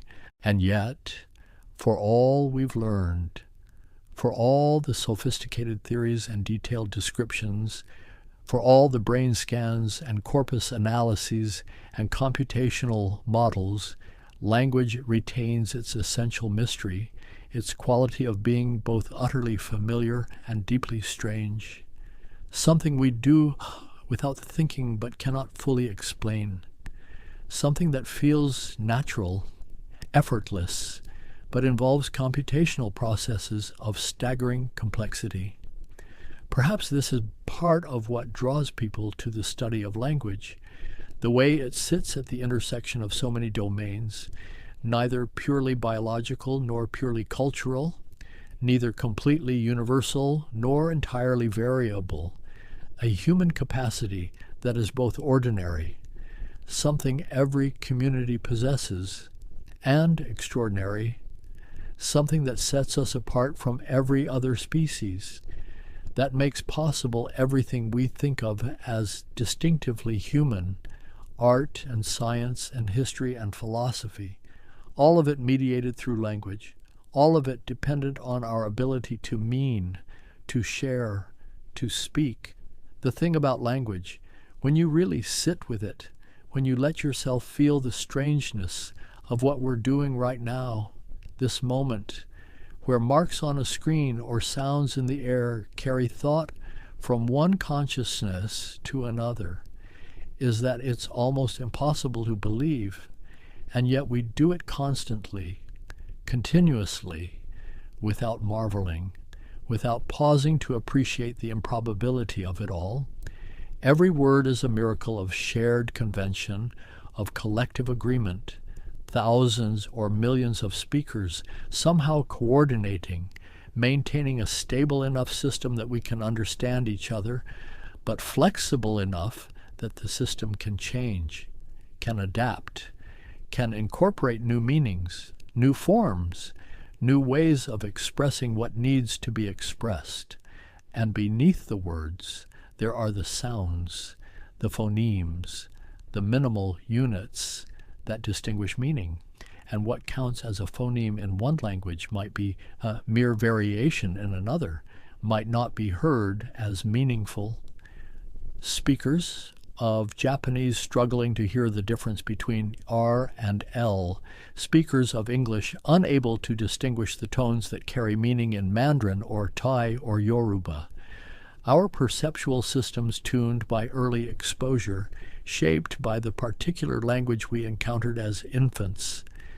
This raises profound questions about perception itself, about whether we hear what's there or what we expect, whether the categories we've learned impose themselves on experience, create boundaries where the physical signal is continuous.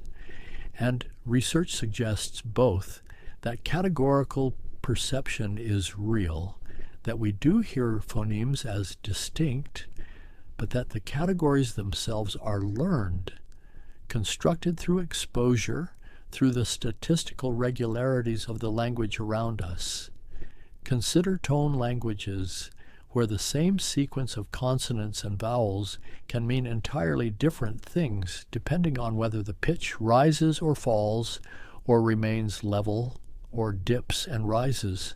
And speakers of these languages hear tone as naturally as English speakers hear the difference between bit and bat. It's part of the word, inseparable from its identity. Yet speakers of non-tonal languages often struggle to perceive these distinctions, to reproduce them, to remember them, or consider grammatical gender, how German assigns der Mond, the moon, to masculine gender, while die Sonne, the sun, is feminine. But Spanish does the opposite, el sol, la luna, and French agrees with Spanish, le soleil, la lune, and none of these assignments reflect anything about the objects themselves. They're arbitrary, conventional, yet native speakers feel them as natural, as somehow right. Studies have shown that grammatical gender can influence thought in subtle ways.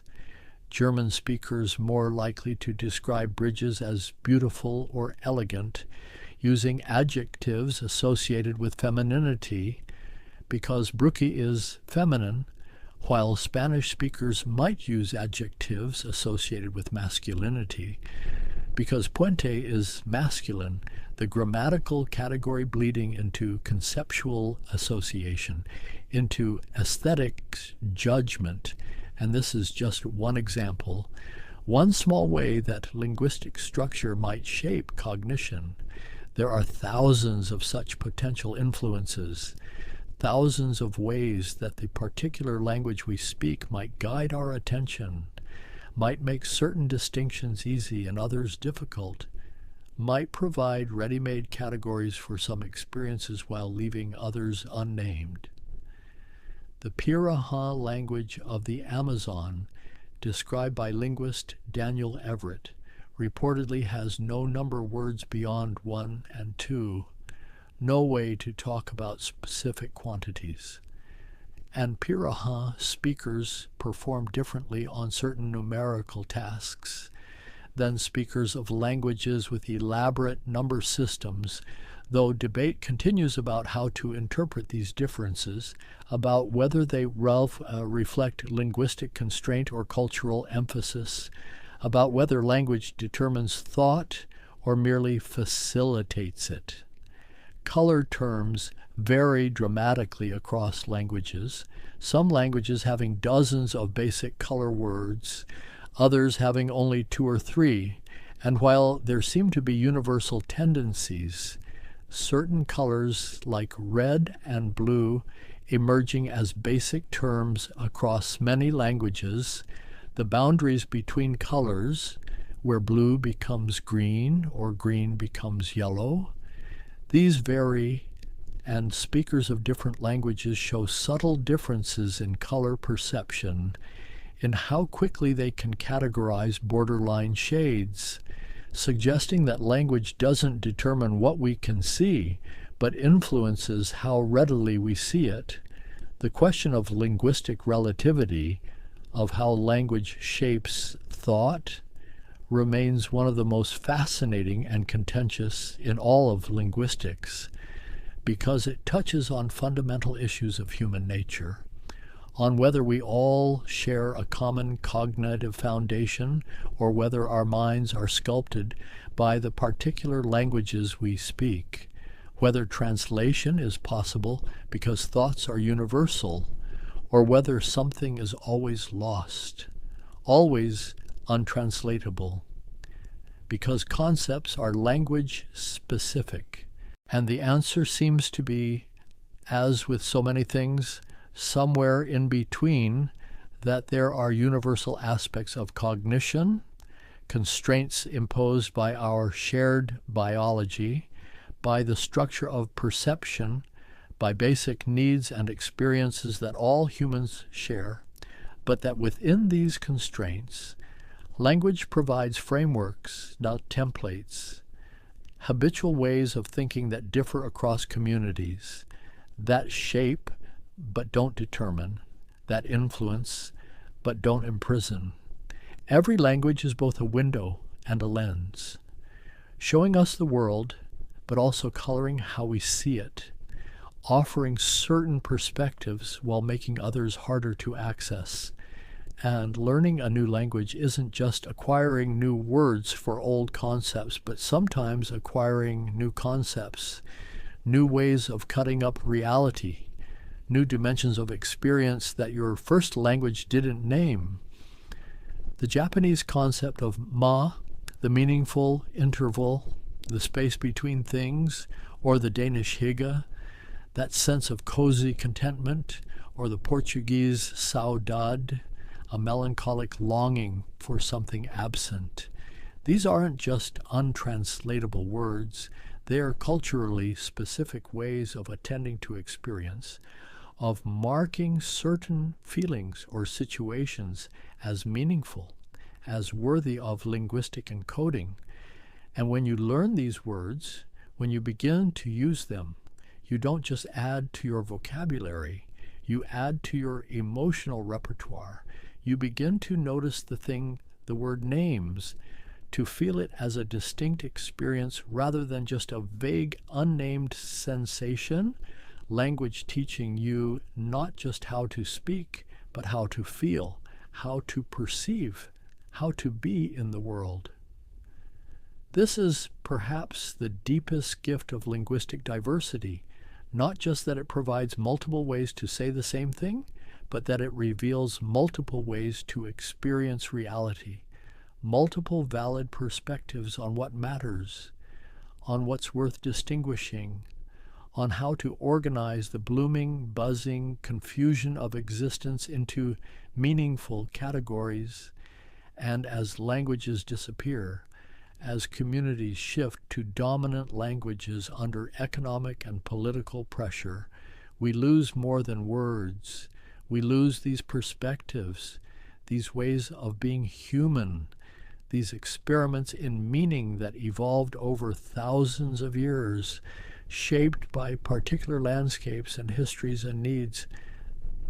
The night around these thoughts grows deeper, quieter, and I find myself thinking about the first utterances, the first moments when human vocal cords shaped themselves around intention, when sound became more than expression, became symbol, became reference, became the foundation of everything that would follow. We'll never know exactly how it happened, that transition from animal communication to human language, but we can imagine the slow accumulation of innovations, the first use of a consistent sound to mean a specific thing, the first combination of sounds to create new meaning, the first grammatical patterns emerging from repeated use, the way complexity built on complexity, each generation adding to what they inherited, until language became this magnificent edifice we now inhabit. And every child recapitulates this journey in compressed form, moving from cries and coos to babbling, from babbling to first words, from first words to explosions of meaning, building in months and years what took the species millennia, guided by innate capacities, yes, but also by the patient scaffolding of caregivers, by the linguistic community welcoming them into shared understanding. There's something almost sacred about this transmission, this passing of language from generation to generation.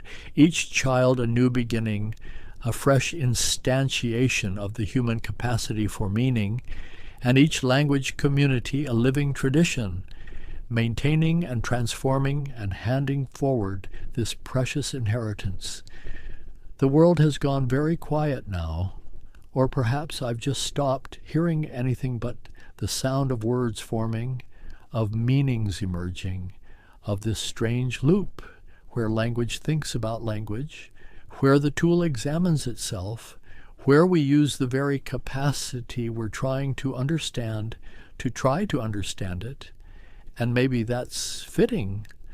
Maybe that's the only way it could be, because language isn't something we have like a possession, like a tool we pick up and put down.